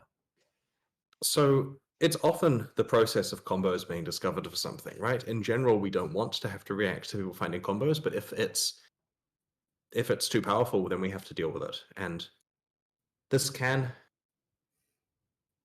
often involve re-engineering of how a skill works, where it stops the abusive combo without really being a nerf to the actual main skill. Like an example was, if you recall, back in the day, Mirror Arrow plus minion instability while on low life would instantly explode, and because the way we were doing the Mirror Arrow balance was that you had a 5x damage bonus and a 5x life bonus on the Mirror Arrow clone, that caused a 25% cumulative minion instability explosion instantly. And so our fix to this was, rather than giving a 5x life bonus, we gave damage reduction to the Mirror Arrow instead to kind of simulate armor and so on. And so that was a change there where we tried to stop, where we tried to fix a specific case without actually nerfing the skill. But there are some cases where the skill itself is just too powerful across the board. So the problem is when we nerf skills, people freak out. And our question is, which would the community rather have? We nerf a popular skill, or we buff every other skill in the game and then make the monsters harder to compensate and the numbers just get bigger, and it's kind of the same thing. Because it feels like they want the latter. It feels like if we said, we're buffing every skill in the game apart from these three, and we're making the game hard, people would be like, yeah, I love it. But that's exactly the same as nerfing those three skills. I think it's more an issue of mechanics, actually. So I think that numerical nerfs are fine. You know, obviously one-shotting Shaper and all that stuff like is not desirable from a design perspective. But a lot of the issues people have are the mechanical changes with stuff like Winter Orb, Cast on Crit is the most recent example. And also, you know, if you go back as far as Val skills and even the removal of Soul Catcher as an ability to enable Val skills as well. So it kind of feels like, I think from the perspective of the community, that, you know, oh, that was a little bit too fun and crazy, let's completely remove that, which in many cases they're right, they were completely removed. Yeah, I mean, we try not to remove fun. The no fun allowed meme has truth only as far as the fact that fun was completely breaking the game, right? Like, look at, like, you know, monster vacuum farming with Tormented Spirits, for example. That was literally ruining our servers. Like, I'm pretty sure there was an actual fire at some point. We try very hard not to remove fun entirely, but often what'll happen is we nerf something down or change the mechanics to the point where we feel it's still fun, and then because of the presence of the nerf, people aren't willing to try it anymore because it's been nerfed into the ground, and they move on to another abusive system. To some extent, there's always some other thing that's worth their time to invest in, so that becomes the focus, and the previous one gets put to the side. I guess I'll reword that a little bit, because while I agree with you, I understand that there is a lot of player psychology. There's a video that when it was circling around on Reddit, it was a certain content creator going through the history of his builds and talking about how fun they are. If you compare those builds to the power level that people are on now, even in the current play, it's actually not that crazy. You know, stuff like Valspark, it could exist, and it just seems to be against some sort of a philosophy of Val skills, that it's not allowed to exist. Is there any world in which, you know, maybe the items associated with that, like the Soul Catcher or the Ring and stuff like that, could just be a little bit rarer and still have those builds exist instead of just having them removed? Maybe. I mean, look, I like the idea of there being rare stuff that makes you powerful. Like, look at Headhunter, right? The team want to nerf Headhunter a lot. And my answer is, it's the most famous iconic item in the game. Let's leave it powerful. Like, if we're making Headhunter not cool anymore, then why are people playing? So maybe the solution is that we bring back some old insane builds and just make them gated behind rarity. But we have to understand that that would come with extreme rarity. Like, people for some reason are happy with Headhunter being quite rare. But if there were more items like that were incredibly powerful, they would have to understand that these are items you can't expect to get. I don't agree with you. I agree with that too. Because there's Hateforge. Hateforge existed in the previous patch, and it was incredibly rare. It costed more than a Headhunter in many cases, and it was this insane, cool new chase build, the Val Lightning Strike build, which was completely obscene, and that was really, really awesome for that league. And I would be very curious to hear what your opinion is. Hateforge is still up in the air. We don't know if it's coming back. We don't know if it's going to retain its power. But if it did, I think it could sit right up next to Headhunter as a really awesome chase unique. The question is whether this item is getting that due to intentional or unintentional interactions, whether they're intuitive or not. Headhunter does what it says, and it just says something stupid and powerful on it, which is cool. Hateforge, my understanding, and bear in mind, like, I didn't work on this directly, my understanding is that a lot of its interactions were not really intended on our side. Like, there were things the players worked out that were both unintuitive, or at least we felt were unintuitive and not intended. And so our plan there was for it to be powerful, but to make it work correctly like it's meant to. But look, I love the idea of stuff being powerful, right? Like, I'm pushing the team to make sure that there are good items. Our spec for the uniques in 3.16 is only good uniques, please, right? Like, we very much want to make sure that there are good things out there that are very valuable. I want it so that Path of Exile players are hoping to get one of many different types of headhunters that do crazy stuff. And I think from the uniques that I've seen so far, there is some pretty awesome set of things people are going to like. But they have to expect these are going to be rare, very chase items. And chase, by that I mean valuable. I don't necessarily mean we stuck it on a specific boss and let you grind for that. Though in some cases we have actually made sure that there is a path to getting them that's deterministic, to have a fair share of determinism. Understandable. I think I would advise you, Chris, to understand Hateforge and go to bat for it. I think that you would greatly enrich your game if you allowed that to exist in the patch that Ultimatum comes back. I will have a chat with the Hateforge haters. Good. The Hateforge haters who also forged it. I think it's an incredibly interesting item. Incredibly interesting, but very build defining for 2 builds, right? And That's what I okay, think that's how it's would balanced, be, right? yeah, that's okay, right? But there should be things for more builds, the more opportunity for other builds to have that sort of same thing, right? Yeah, I Which think is what I think. But I don't think Headhunter is that thing. Yeah, it's fun and all, but it's not like you put it on and that's your build, right? Whereas Hateforge, the cool thing about it was that like Hateforge is the build, whereas Headhunter is just a filler almost. if I can compare Hateforge to something, Chris, it's Jace the Mind Sculptor. And Softcore Trade is modern, okay? Let us have Jace. It's an awesome card. Don't ban it. And give us more cards like Jace, because that's badass. Everyone loves playing with OP stuff, you know. Maybe you bring the Ancient Reliquary Key back with Legacy items and just make it really rare. There, you solve chase items in one go. I don't know if that's doable, but, you know, it was pretty No, cool it's in Legacy League. doable. When it first was announced, we actually thought it was legacy items. Yeah. Like the Yeah. people as a whole, we were like, "Are those legacy? Yeah, Is that Legacy legacy Soul Soul Catcher?" Yeah. We were all like Yeah, really we all excited losing about it. that. Yeah, I think that could be interesting. But yeah, anyway, tangent. How did you feel about the rarity of the Reliquary Key in the last league? Like, ignoring what items it gave, how do you feel about its actual rarity? Was it Yeah, it was- sufficiently rare? It many wasn't things- rare enough. I dropped more of them than I dropped Exalted Orbs. It wasn't rare enough, and also for some reason it was tied to it being a currency. And if you ran like, for example, Nemesis 3, you would drop 3 per map or something, which was Okay. weird, right? Because yeah, I ended up having It's like map item. right, but it was like it was dropping for Nemesis 3, or maybe it was just because I was having so much. I didn't really have much quant, but it just felt like it was dropping so much when I was doing specifically Nemesis 3. I think it's okay to be incredibly rare, especially if you're not waiting the drop pool, like you said, Chris. But I think bringing back legacy uniques, the sheer portfolio of uniques in there is incredible. Yeah. You know, stuff like the Quant Gem. I still hear players like Zizaran talking about his heyday in Legacy, where he had the Quant Gem and he was playing with his animate weapon poison build, and it was so much fun. And then you've got stuff like Legacy Combs and all sorts of stuff like that. It just enables insanity in your game and really does give you that high end modern kind of feel. And it's very, very exciting to kind of think of that. Yeah, I get that. We're probably not bringing back the item quantity support gem though, for Fair reasons enough. that may be obvious. Yep. Yeah. So if we are doing something like that where we bring back either legacy or just, have chase uniques that are accessible like that, it just needs to be understood that these are ones where you don't start the league out planning a build around it and then getting angry when you don't have that thing. It really has to be the mindset of you playing a build that you expect you actually can get the tools for. And then if you luck into one of these things, you just re-roll and do that and have a great time. We're fine with power existing there, but often it's fascinating as well to look at new Path of Exile communities. Like when the Chinese server crops up or the Korean server, the players say, okay, this is a game, it's got a decade of experience behind it. How do we play? What do we do? What are the builds? And someone enterprising comes along and says, guys, I'm going to translate a bunch of build guides for you. These are the build guides. And they put one out there that's a good leveling build, and they put another out there that's a good one you can move to afterwards, and then they put one out there that's aspirational that requires the best items. So it's got a headhunter, it's got all the things.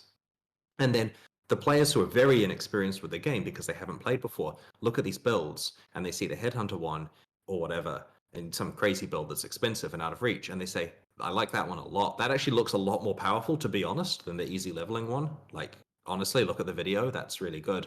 And so they try to play that build and are missing like the headhunter, and then the complaint is like, how do I get this? Which vendor do I buy it from or whatever? And there's just a massive gap in expectation there. So expectation management is the key thing with rewards.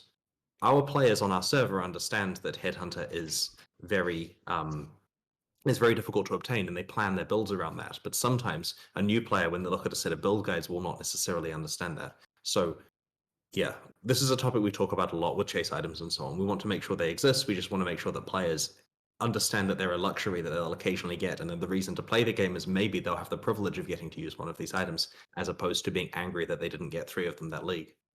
I would Don't you urge feel you. like that's an issue on the? It's the Yeah. content creator's fault for presenting it that way, right?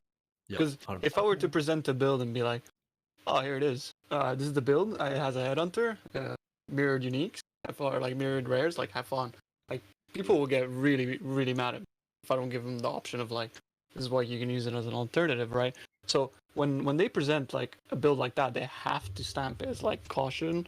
You can't play this, and you can't plan around. But So I feel like Yep. I don't think you guys should take that burden of responsibility. But like, and it's- limit yourself from creating cool items because of that. It's tricky though because we're the ones blamed by the player who said I couldn't get this game was bad. I couldn't get what I wanted. We can't police the content Right. creators and say to them, "We're going to take your build guide down unless you put an appropriate disclaimer that blah blah blah." It would be tricky. like as I think you can yeah. do it. Sorry, go ahead. Grim. Okay, I was just gonna say I think you can. It's really short, GHAZZY. Yeah.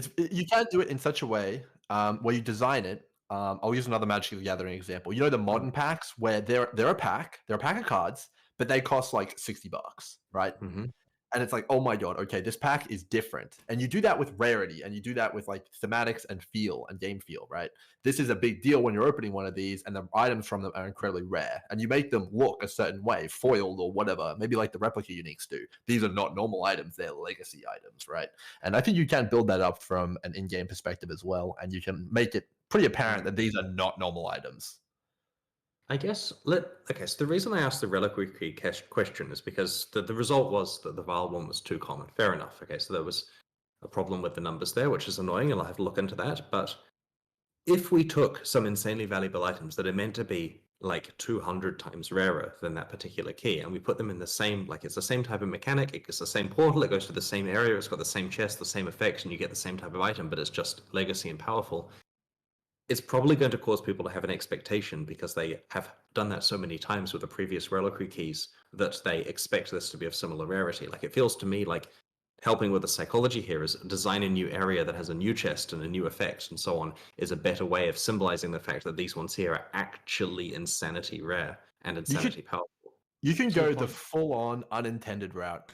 You know what I would do if I was in your shoes? I would make the key a fish, and I'd make it take you to Krilson's underground layer, and there's a chest in there. So it's not even really part of the game. It's like so crazy and off the wall that these items come from there, and it's just like, you're like, okay, this is basically dev items. Now we're talking. That's the I love our fishing stuff, but we do have to make sure that the stuff associated with the most aspirational items is as serious as possible, right? Yeah. Like we kind of feel we have to take the game seriously. But I mean, when it comes to like fishing, I mean, we have ways to fish Exalted Orbs right now. All you have to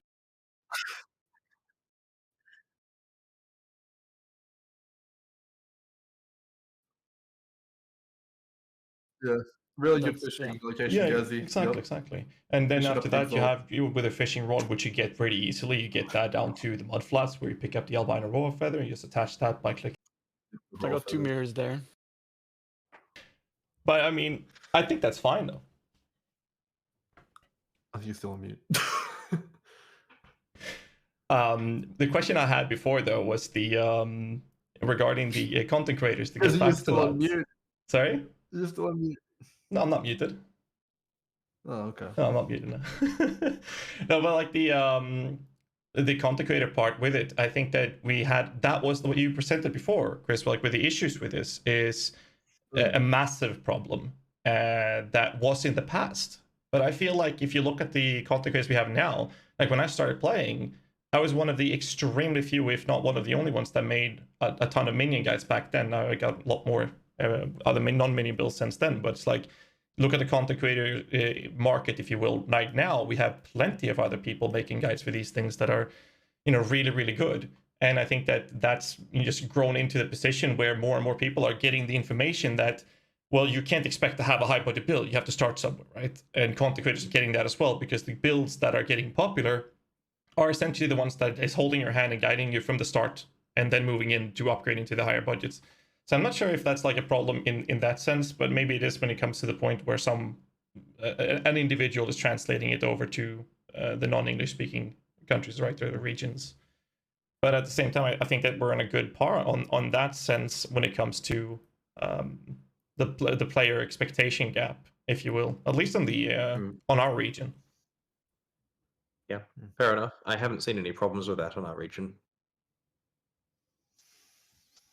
All right, just to bring it back a little bit, can you quickly talk about the mechanical power differences between skills such as totems versus melee, and how a lot of players are feeling like, some archetypes are in a really bad place just mechanically. Like, if you're trying to fight Sirius as like, a melee character versus, on totems, it's a completely different level of difficulty.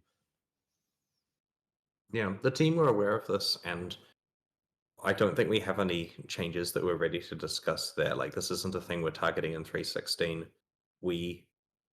I mean, there's a totem change related to our good friend Forbidden Right, of course. But overall, we understand that, like, if you place a totem down, it's able to attack while you're running around. Whereas if you're a melee character, you have to be standing still, and theoretically that means that we have the melee skills do more damage than the totem ones should, and so on. We're careful to not try to change too many balance systems at the same time, and 3.16 involves a lot of work as requested by the community, so this one just isn't in its scope. Players can make informed choices of what builds they want to play. There are still lots of players enjoying playing melee builds. They just find good ways for it to work. But I agree that mechanically, and like, I should note that I've basically only played melee Path of Exile on the live realm for a number of years now. Like, I would certainly, like it to be more powerful. But there are other factors in play, and I think when the team come to doing a next, meta balance thing between various different archetypes, then they will definitely bear that in mind. Okay, that was for you, Don. All right, moving on. I guess we have move over to the next question then. Unless you guys have anything else to chime in on, sorry. You're good? There's a question maybe that I wanted to ask about how do you determine what is appropriate baseline skills adjustment level? Like, do you guys have a line? What's the bar in that regard? So it's tricky because each skill is different than each other one, right? Like, there's varying cast times, mana costs, support gem options, threshold jewels, unique items, keystones, and so on. But taking that into account, we try to find appropriate comparison skills within the game. Like, the process of balancing involves saying, this thing is like this other skill, but has these differences, and then to balance based on that. It's rare that we actually have to balance something entirely from scratch. And then from there, we playtest with a lot of different types of playtesters to make sure the skill feels good in different parts of the game. And the times where things get released wrong, where the community looks at it and says, I don't understand how this was balanced this way, is when that group of playtesters all happen to have played in a similar way or had a reasonable experience with it and hadn't tested the specific cases the community ran into. And we try more and more to have more different types of people do this. And it depends a bit on resources we have available. Doing 19 skills at once in the last expansion was probably a mistake. Like, I wanted to have a big meta shift, but that was probably too much to actually get enough balance time on. And so this time we're targeting more like 5 skills, hopefully better, more impactful ones. And so that means they're implicitly going to get about 3 times the testing time, and that will hopefully mean that we don't have weird cases of having to, like, double the Reaper's life on the first day, for example. I actually do have 2 things I want to mention with that, because I kind of fail to see where people that are being paid. I'm trying to try to be as polite as possible. I find it interesting to see how abilities that were play tested, they were actually played, and then they've been considered fine. When we're in a situation where a lot of us people that have played this game for a long time could look at the actual numbers on certain things, like take Absolution as an example, where we looked at the numbers and we're like, this is not going to be good.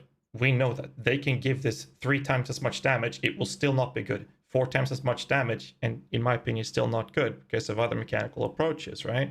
And I understand that the playtesters, from what we heard from previous interviews, have provided feedback, but there was problems with the management, to my understanding, which you talked about, right? So this is not on the playtesters' laps to fix this, right? It's on the communication, which you mentioned in the past as well, Chris, which I think is very important to state here to the viewers. But then we have other aspects like Forbidden Right. Everybody looked at it and everyone was like, this is going to be amazing for totems. We didn't even have to play it. We knew from the get-go by reading the patch notes that this will be amazing with that. And we know that this is going to be terrible. So I don't know how they... yeah, sorry. The way that the community gets this is we say to them, here is the patch, and the community has a look at it and says, that's broken. That's broken, right? Okay, and they test it and find out if that's the case. Our QA team don't get it in that form. They get iterative changes where they get to see the skill before it's half implemented, before it's balanced at various points, and this process goes up until literally the day of deployment. Like, the problems here are to do with the fact that a unfinished copy of the game is being QA'd until literally the point where it's finished, which is before we hit upload on the version that's going onto the live servers. And sometimes there are fundamental changes to skills right then. Like, Reaper got its graphics the day that we announced it, pretty much. Like, we literally recorded the video for Reaper, put it into the marketing materials, hit upload, and then did the presentation. Until then, it was being tested with potentially other graphics, or not being tested at all, and then balanced later. And so this is because of our very hectic 13-week schedule that we have going on, and the fact that we just have this predisposition towards cramming the expansions full of stuff. And so I have been trying to manage scope as much as possible, where we specifically say, this is the list of things we're doing, this is when we're having stuff ready by, and making sure that there are no nasty surprises. Like, our goal here, one of the reasons why we want to talk about balance changes early is then we've announced them, and there aren't going to be any more after that point, and QA actually get a chance to play with them, and there's no last minute surprises. And that will hopefully help a lot with that. Now, of course, 3.16 is a hard one because it's got so big due to community requests for problems for us to solve. Fair enough, it's going to be a big one. This may mean that it's hard to QA some aspects of it, but we're trying to be as intelligent as possible with that. And yeah, this is 100% a management issue. Like, it's tricky because, I mean, it all falls on me essentially here, that it's hard to run a studio. It's like playing an RTS that you're bad at. Like, you know, just the units go and do their own things, and you have to retask them, and the gold mine runs out, and it is difficult, but we're getting there, and we are improving our process each time as we learn our mistakes. All right. I guess we'll just move on to the next one. Do you think a shaken meta is a good thing for the game? And what are the essential learnings from 3.15's balance changes? So, a cool thing about Path of Exile is that it leverages for its longevity is the variety of character builds that are possible. And we feel that if people had the same few perceived build options every league and they ended up playing the same character too many times, they'd get bored. But on the other hand, there are a lot of players who do want to play the same character. It's a point of comfort. It's a point where they like playing that. That's the playstyle. They're just going to play Cyclone or whatever. And they want some degree of similarity between various leagues. So we also have a group of players who like finding new viable builds in the meta. So we've got a lot of different people there who like experiencing the game in different ways. We do feel that there are players who do not play a league because they do not have compelling build guides available on day one. So a problem with a shaken meta is if we say everything's different, then a person comes to Path of Exile and goes, right, I'm going to play some Path of Exile. What's going on with this expansion? Cool, Expedition itself looks fun. What build shall I play? Oh, there are no build guides. There's no firm information. The Balance Manifesto and patch notes haven't been posted. What's going on? And they don't actually know what to play, and therefore they may potentially skip it. They may say, oh, I'll look in a few weeks maybe, and then it's not interesting anymore, and they don't play, or they wait for the next league. So we think it's very important that there are a really clear set of builds that people know are going to be good, even if we're shaking up the meta to provide variety and new opportunities for other people. Now, one of the learnings we had from 3.15's balance changes are that we should communicate with the community much further in advance and communicate balance changes early. This is not just a matter of making sure people know what kind of builds are going to be good, but also to make sure that we don't miss anything, because as we've just discussed, you know, we're only human and have a finite number of people who aren't necessarily going to find all the problems. So certain content stuff we'll save until the announcement, and certain balance stuff we'll be able to talk about in advance, and that will mean, hopefully, that if we are shaking the meta at all, there's plenty of time for the dust to settle a little bit on, you know, some thinking of what builds are going to be good. And the end result is we want to have a sense of security for players who want security with regard to their build being available, and a sense of discovery for players who want there to be new stuff to discover. We feel it is a fail if the old builds don't work, and we feel it is a fail if there's literally nothing new to find each time. So it has to be a balance.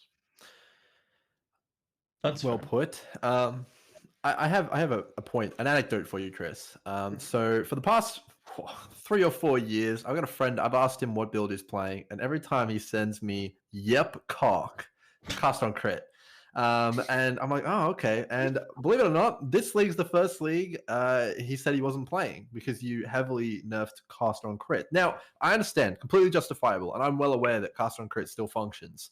He wasn't aware of that, and he was scared away by the patch notes. Is there any world in which maybe you could show these builds working still, and maybe that you have tested them and they still do function? So players aren't kind of petrified and waiting for Path of Building only to be in depression, basically. Yeah, I have two thoughts here. Like, on one hand, we do that test of does it function, and it does, and we said that in the live stream specifically. But then someone will read the patch notes instead, read the nerfs, and not get the reassurance, which is partly why I kind of want to combine the stuff a little bit together. There's also the thing where we don't really want to have to tell people how to play the game. Like, I agree the reassurance is probably good. We can make that video. But last time we made, well, it was a couple of times now we've made videos to try to prove points, and we just get ripped apart over unnecessary criticism to do with it, right? Like, there was some item a while ago where we made some comment about how it could, like, you know, like do well in in-game maps or whatever, and players said video, you know, or you're lying. So we made a video, and I think that was my most downvoted Reddit comment. So yeah, we can make the videos if we need to, and it's interesting here when you say that your friend read the patch notes, because I know that may not be literal, that was the place where he found out about the nerf, but we have to be careful to make sure that everywhere that we communicate about a nerf, it includes the information about how actually it's not as bad as they think, and here's some information. Like, we may put a lot of effort into saying that on the live stream, but then in the patch notes, if we just say there is this change, that might scare someone who happens to have missed the live stream or not paid attention to that part of it. Yeah, I mean, Tuna, I'm sure you can speak from this, and I can as well. When you nerf Blade Vortex, I haven't touched it since. I've tried on my standing character, and it's just But in regards to cast on crit, right? Not even I was sure whether it worked or not, and especially pre the mana changes, we don't actually know whether it would have been, you know, because now you just circumvent that by getting a lot of mana recovery, one way or another, right? I don't think there's a way that they can actually, you know, reassure us in that regard, right? Because a lot of the time, a lot of these solutions are found by like smart players just putting two and two together. And it's the smart players thing there. Like, when we say, oh, there's ways of getting, you know, the mana recovery to work, or there's ways of making it work, it's often that we've thought of a bunch of items that go together, and it kind of sucks to ruin the puzzle. Like, to say to players, here's how you do it now. Like, what's the point of trying to find the build if it's just answered for you? I do agree on that. I think a lot of finding those things as well is really fun as a player, but I mean, that's my perspective. Yeah, you're right. For those who are interested, the solution was Replica Conqueror's Efficiency, wasn't it? I think. Yeah, the mana you cost just one. get mana on hit rings. And mana on hit, yeah. And that just fixed it all, apparently. I find it rather interesting with the testing of the things, with the testing of the builds and whatnot, and not telling the community what to play. I mean, it sounds more like a job for us content creators. How about a solution to let us have like a private realm where we can go in, test the builds, record them? That's a dream scenario for me. I don't know. There were two valid things I want to bring up there, right? So number one is, because we work right up until the last day, it's hard to have a private realm that's actually good enough, like ready enough early. And the second thing is, as chat is saying, hell no. No, the reason why they're saying hell no is because the streamers get to play in the same content as they do. Yeah. And if there's a private realm where a streamer gets to play early, even though they're making content, it does mean that they then get the ability to win the game, essentially. Yeah. They get the experience that lets them... Now, we have this rule, for example, on Alpha, where this is a relatively recent rule, where if we were to run like some league launch event where there's 20 grand to whoever can kill this new boss first, we've specifically said on Alpha, if you log in after this day that the boss is available or whatever content it is, you will not be eligible for that money, right? Like, we're making sure that if a person has the ability to essentially train for something that's got like real life consequences, they're not eligible for it. And obviously it's still a bit of a gray area. There's still ways that they can get information and try to tell their friends and so on. So it's hard to find the line between testing the content sufficiently, including giving you guys the ability to make guides and stuff, and having it so there's a fair playing field for everyone else who takes Path of Exile really seriously. I really don't think content creators should have that access, personally. I feel like that should lie more within your internal testing systems. But like the guides and stuff, I feel like we're in a good place right now, personally. Yeah. On the other hand, talking about the meta shaking and whatnot, a question is being brought up quite often, to step away from that joke. Can you explain in further detail why it's not feasible for GGG to simply add numerical buffs to underused skills to boost them into the meta? Spectral Shield kind of way, by the way. Yeah, Spectral Shield. The first thing to notice, though, we do in every expansion buff underused skills, right? Like, I'll go on some rant here about how it's hard and philosophically blah, blah, blah. But at the end of the day, the balance guys sit there and get the list of underused skills and buff a bunch of them, right? Like, regardless of me whining philosophically about this question, they're still going to do what you're asking them to do. From a philosophical point of view, it's just that an underused skill may be waiting for its day in the sun. And if we buff it now, we have to nerf it later. Maybe that's okay, but it does mean we have to kind of reactively go, okay, well, there's nothing that combos with this now, we think, so we buff it. And then later on, something comes up, so we nerf it in response, or at the end of the league. It's not a particularly good process. I say that though, and the teams still go and buff the stuff that needs buffs. So I think I'm just probably better off leaving them to do what they do, and sitting here with my philosophies myself. I have a question regarding the way nerfs are done in PoE, because it seems a lot of the time if something is to be nerfed, even justifiably so, it's hit from like 4 different angles. Like it's on the chopping board and it's dice by the end of it. But why is there not like more of an approach of chipping away at something rather than completely just making it fall out of fashion, for example? When we chip away at something, it still gets perceived as nerfing it into the ground. Like, we've had cases in the past of a 5% reduction being blamed as completely destroying something. And like, here's the thing, right? We want the skills to feel 110% fun. And so when something's 130, we nerf it down to like, 110 or 115. It's still meant to be good. Like, our goal is to nerf it into strong rather than nerf it into bad. And so when the team believe that it does need multiple axes of nerfs, it's often better to do it all at once rather than gradually chip away, because otherwise you get the, you try to nerf this, but aha, it's still the best kind of feeling, which happens a lot of the time.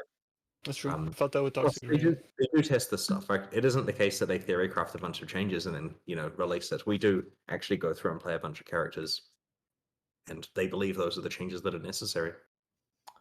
But at the same time, there are a lot of builds that are going from meta to being, it's okay to use, and that's fine. But then we have the other aspect when you have builds that are meta or okay to use that are suddenly like, yeah, good luck using that.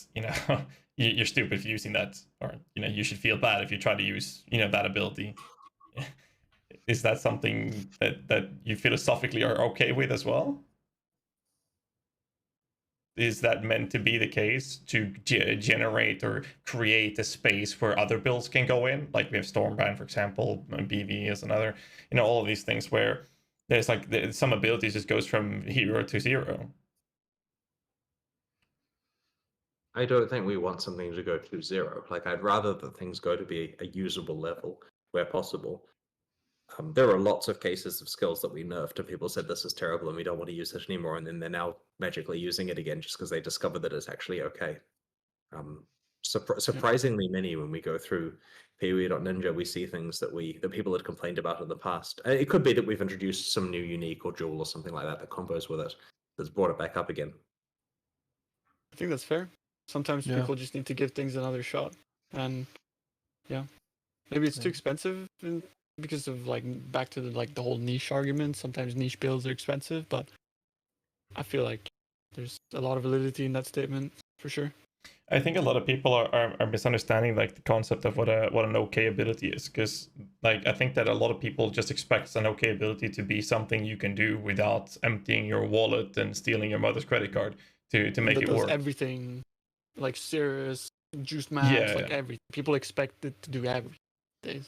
Yeah, exactly. So I guess a better question or a quick question would be, where's the break point of what an okay ability is supposed to be able to handle, according to your philosophy? Well, this is the tricky thing, because it depends as well on aspirational content, right? Like, we're getting asked basically, there are a lot of skills that can't do the top content in the game. Should they be able to? Alongside, we need more top content in the game that requires potentially relatively narrow characters. I know you've talked about like the Mythic Plus thing offering, needing well-rounded characters. I like that goal, but each aspirational endgame is inevitably going to have some form of specialization required, and that's going to exclude a lot of skills. Like, I suspect, as much as I've said that I don't seem to understand Delve, I suspect that a good 90% of the game's skills are not being used in there, and likewise for other aspects. Like when we come up with Uber Blight, for example, that's probably going to involve some skills that aren't so relevant and others that are.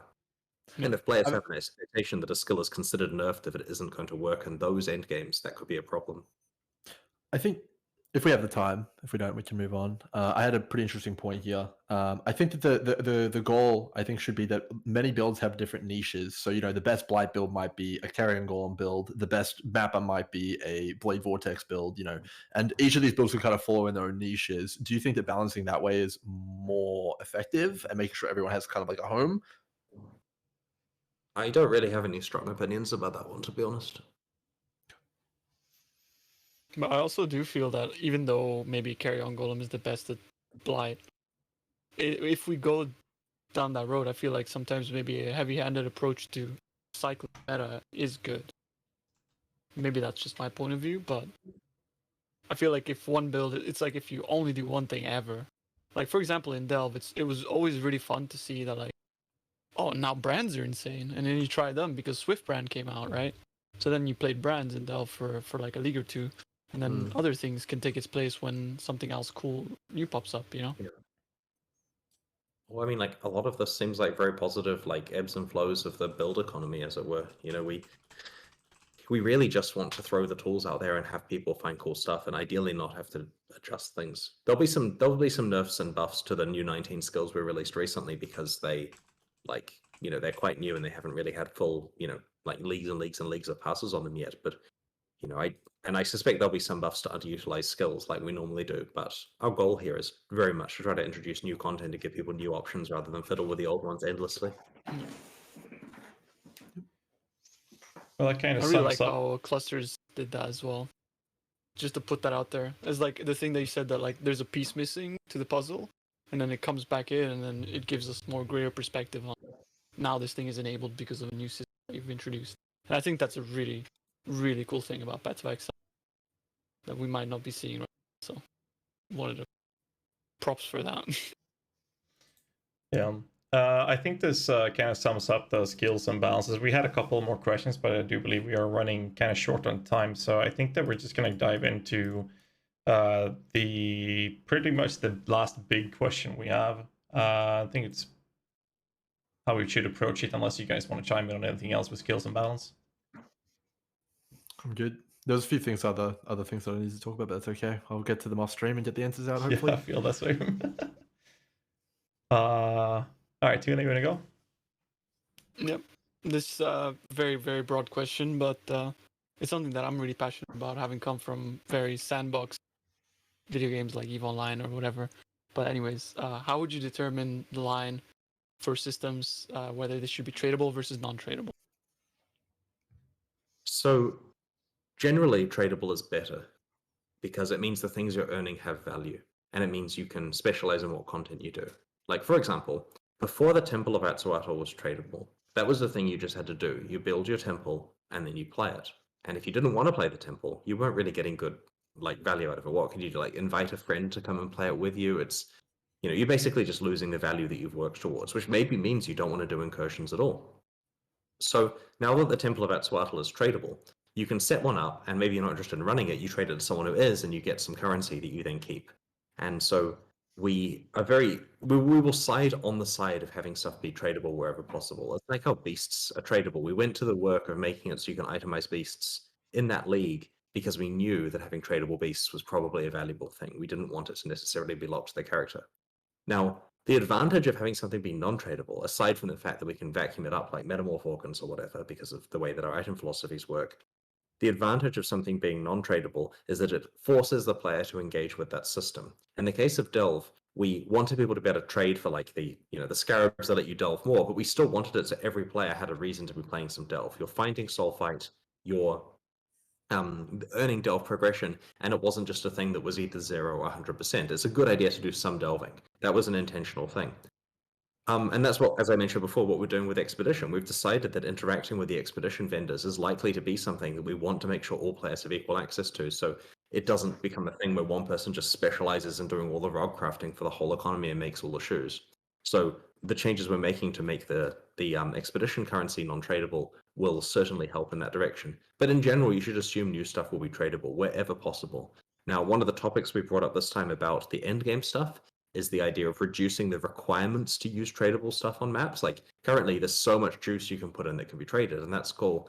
We're probably going to go with the philosophy of having it so the extra juice is tradable, like the luxury juice, and the stuff you're using to just like have normal control of your maps maybe is something you accumulate in a non-tradable way for simplicity and to reduce the burden on trade. This is not a promise. This is just literally a 10-minute conversation I had with Mark at one stage that we need to actually expand into a real design. So that's where we stand on that currently. But not at the expense of the current juice levels, right? right? I don't think the intention is to reduce the juice levels, right? Like, Oh, we know how that hell. goes. Right? Like, we're not sitting there going, "This is an opportunity to reduce the fun the players are having," right? Like, it doesn't work like that. If fun is reduced, it's usually by accident. Free Yeah. juice. Mm. I'm sure you have to work for it. You just won't have to trade for it, right? Like, Oh, I had a Thank question God. to follow up on the tradable versus non-tradable thing, because you have things that are non-tradable still in the game, even after the Exile changes, right? We still have betrayals, for example, Kit Kat Arena and the benchcraft Master mission. master missions, and harvest. Don't. Shh.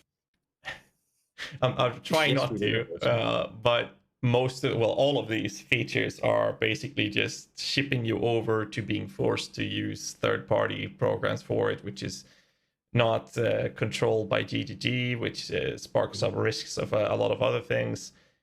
I mean, I don't really have any good question or good way to word any question regarding this, because I think a lot of people are pretty upset with They're this stuck approach. though. They can't, GHAZZY, because we just talked about it. Yeah. How is the people going to make their own shoes if the guys are just going to buy all the Veil Exalted Orbs? He raises a good Yeah. question, though. If something is non-tradable, well, I'll rephrase it. If something is non-itemized, it doesn't necessarily make it non-tradable, right? Yeah. Like a harvest craft, a really good rare one, is not itemized. You can't take that as an orb and give it to GHAZZY for him to safely go and do, using the secure trade screen where you can't scam each other. But currently, you totally can share your craft with him by having him hand you the item, hand you the currency, for the tip and so on, and maybe he will or won't steal it. And so itemized versus tradable are two subtly different things here, where we have non-itemized but still practically tradable things that involve some degree of scams or third-party discords and all of that kind of stuff, which is a good point. We don't really want people to be doing that to each other, nor do we want to have to go and support secure trade for these non-itemized stuff. Because it's possible for us to have like a special trade screen where you lock in a harvest craft on some side and the other person puts the item in, and like World of Warcraft lockbox picking window or Right. whatever. Yeah. Literally 15 years, I don't know. But we could do all the work to do that. Currently, we're not planning to. Like, that's on the too hard for now list. But it is a good topic to bring up. I guess. Could you not? Go ahead, GHAZZY. I guess the only feasible question to ask is, I know this has been mentioned, and I know people have been on me about this to ask this, so I'm just going to say it straight out so we get a straight answer on this, and I'm probably not going to enjoy it. But the question is very simple. Are you okay with the fact that we have to do trades like this and that we have to risk losing our items to people stealing it? Is that something you're okay with? That's basically the question. I'm not really okay with it. Like, the honest view on scamming in Path of Exile is that, like, I feel it's a game about knowledge. I feel it's a game where if you know something can do something that someone else can't, you can profit from that. If you find some cool currency interaction or whatever, or some unique that's going to be good, I feel it's entirely fine for you to trade that at the wrong price because you have information. Technically ripping people off because they are ignorant is okay with me, because that's how real economies work. You saying I want to kill the boss for you if you give me an exalt, and then not, like taking the exalt and running or whatever, is kind of scummy. That behavior there, where you promise to do something and then don't fulfill your end of it, is something that I don't particularly want in the game. Like, I want there to be a knowledge disparity, and I want people to get good or bad deals based on how much they've thought about things, but I don't want them stealing from each other. The problem is that, as it currently stands, we're left having to police this in customer support.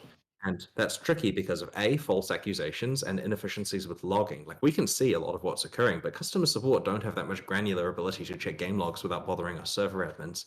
And so they're left having to try to establish patterns here. And the problem is, someone could get reported 4 times for scamming, and then you think, well, he must be scamming because 4 different unrelated people have reported him. So you lock the account, and then it turns out those 4 people are just his enemies or some shill group who have decided to try to like fake it. And there was no actual, when you look on the logs, nothing happened. They're all just laughing at each other in guild chat about how they've scammed this, they got this guy banned.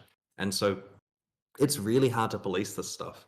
Unfortunately, the solution of making it so everything is like fully tradable, so there's this concept of you locking in a boss kill deal with someone, where if you get me past Act 10 Katava, you get this item, and there's a special trade screen that understands the fact that you did that, blah, blah, blah, is too difficult. So we're stuck in an awkward situation where some of these transactions are going to be dangerous for players, and we will try to police those. We don't want the scammers to get through, but at the same time, because of false accusations, it's a process that doesn't necessarily involve a ban occurring if someone does do a single scam. In regards to the scamming, though, I don't think that's the biggest issue with that we have with the external forums, TFT and stuff, right? A bit off topic. I understand that the topic here is about crafting rather than boss carrying and stuff.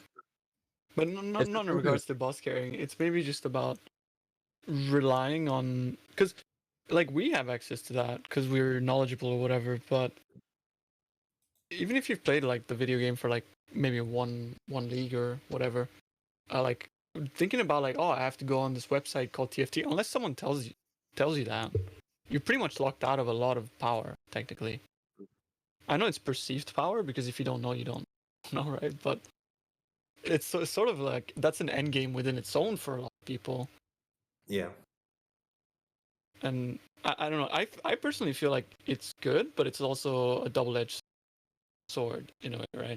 And maybe it lies in the same place of like how websites like forums and things like that where in Diablo 2 people used to trade items was very similar to how TFT is, right? But it gives like that platform a lot of power to control certain things. And I think that's where the concern lies. I think, at least for me, rather more than the scamming, because I feel like people are generally pretty good on TFT in regards to.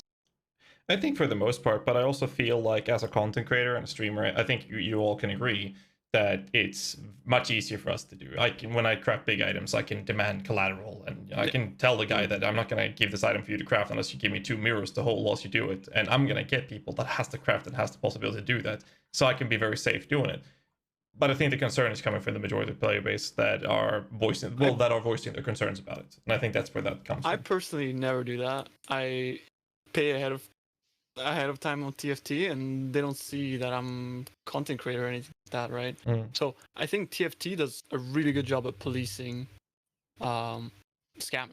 And yeah, it can happen where if you trade to someone whose account is 1 day old and is like not even a trusted service provider or whatever, right? And yeah, it can happen. There's so many ways to circumvent that. Yeah. But this is so often doesn't really involve you in the So conversation. So sorry about that, Chris. Yeah, that's okay. I've got to go in a sec, by the way. We've got a meeting coming up soon. Yeah. Yep. It's a good place to wrap it up. Tuna, you have anything else you want to add, or you feel done as well? I'm happy with that. I would like to see more tradable stuff. Yeah, I feel the same on that one. Yeah, I like tradable stuff as well. We just have to make sure it doesn't have the problems of too many splinters to pick up or too much trade required to progress maps and so on. I think just to cap us off, really excited about the aspirational content stuff that we've talked about here. Hopefully we can see some of it in the future patches and in 3.17. Really pumped about that. Thank you so much from my point of view, Chris, for your time. No worries. Thanks, guys, for arranging this. It was a lot of fun. Yeah, it's been a pleasure. It's been a pleasure talking with you. Absolutely. Awesome. Well, Thank have a you so great much day. Yep, you too. Good luck in your next meeting. We'll talk soon. Thanks. Can't wait for the reliquary keys. All right. Big thanks to now all the scenes are fucked, but that's fine. Big thanks to Grimro and Tuna tuning in as well. Oh, my head is actually the scene. Thanks for having us on. Pleasure having you on. I think that we did a pretty good job. I hope that we covered most of what the community wants us to bring up from a softcore trade perspective. I feel like we did the best that we could.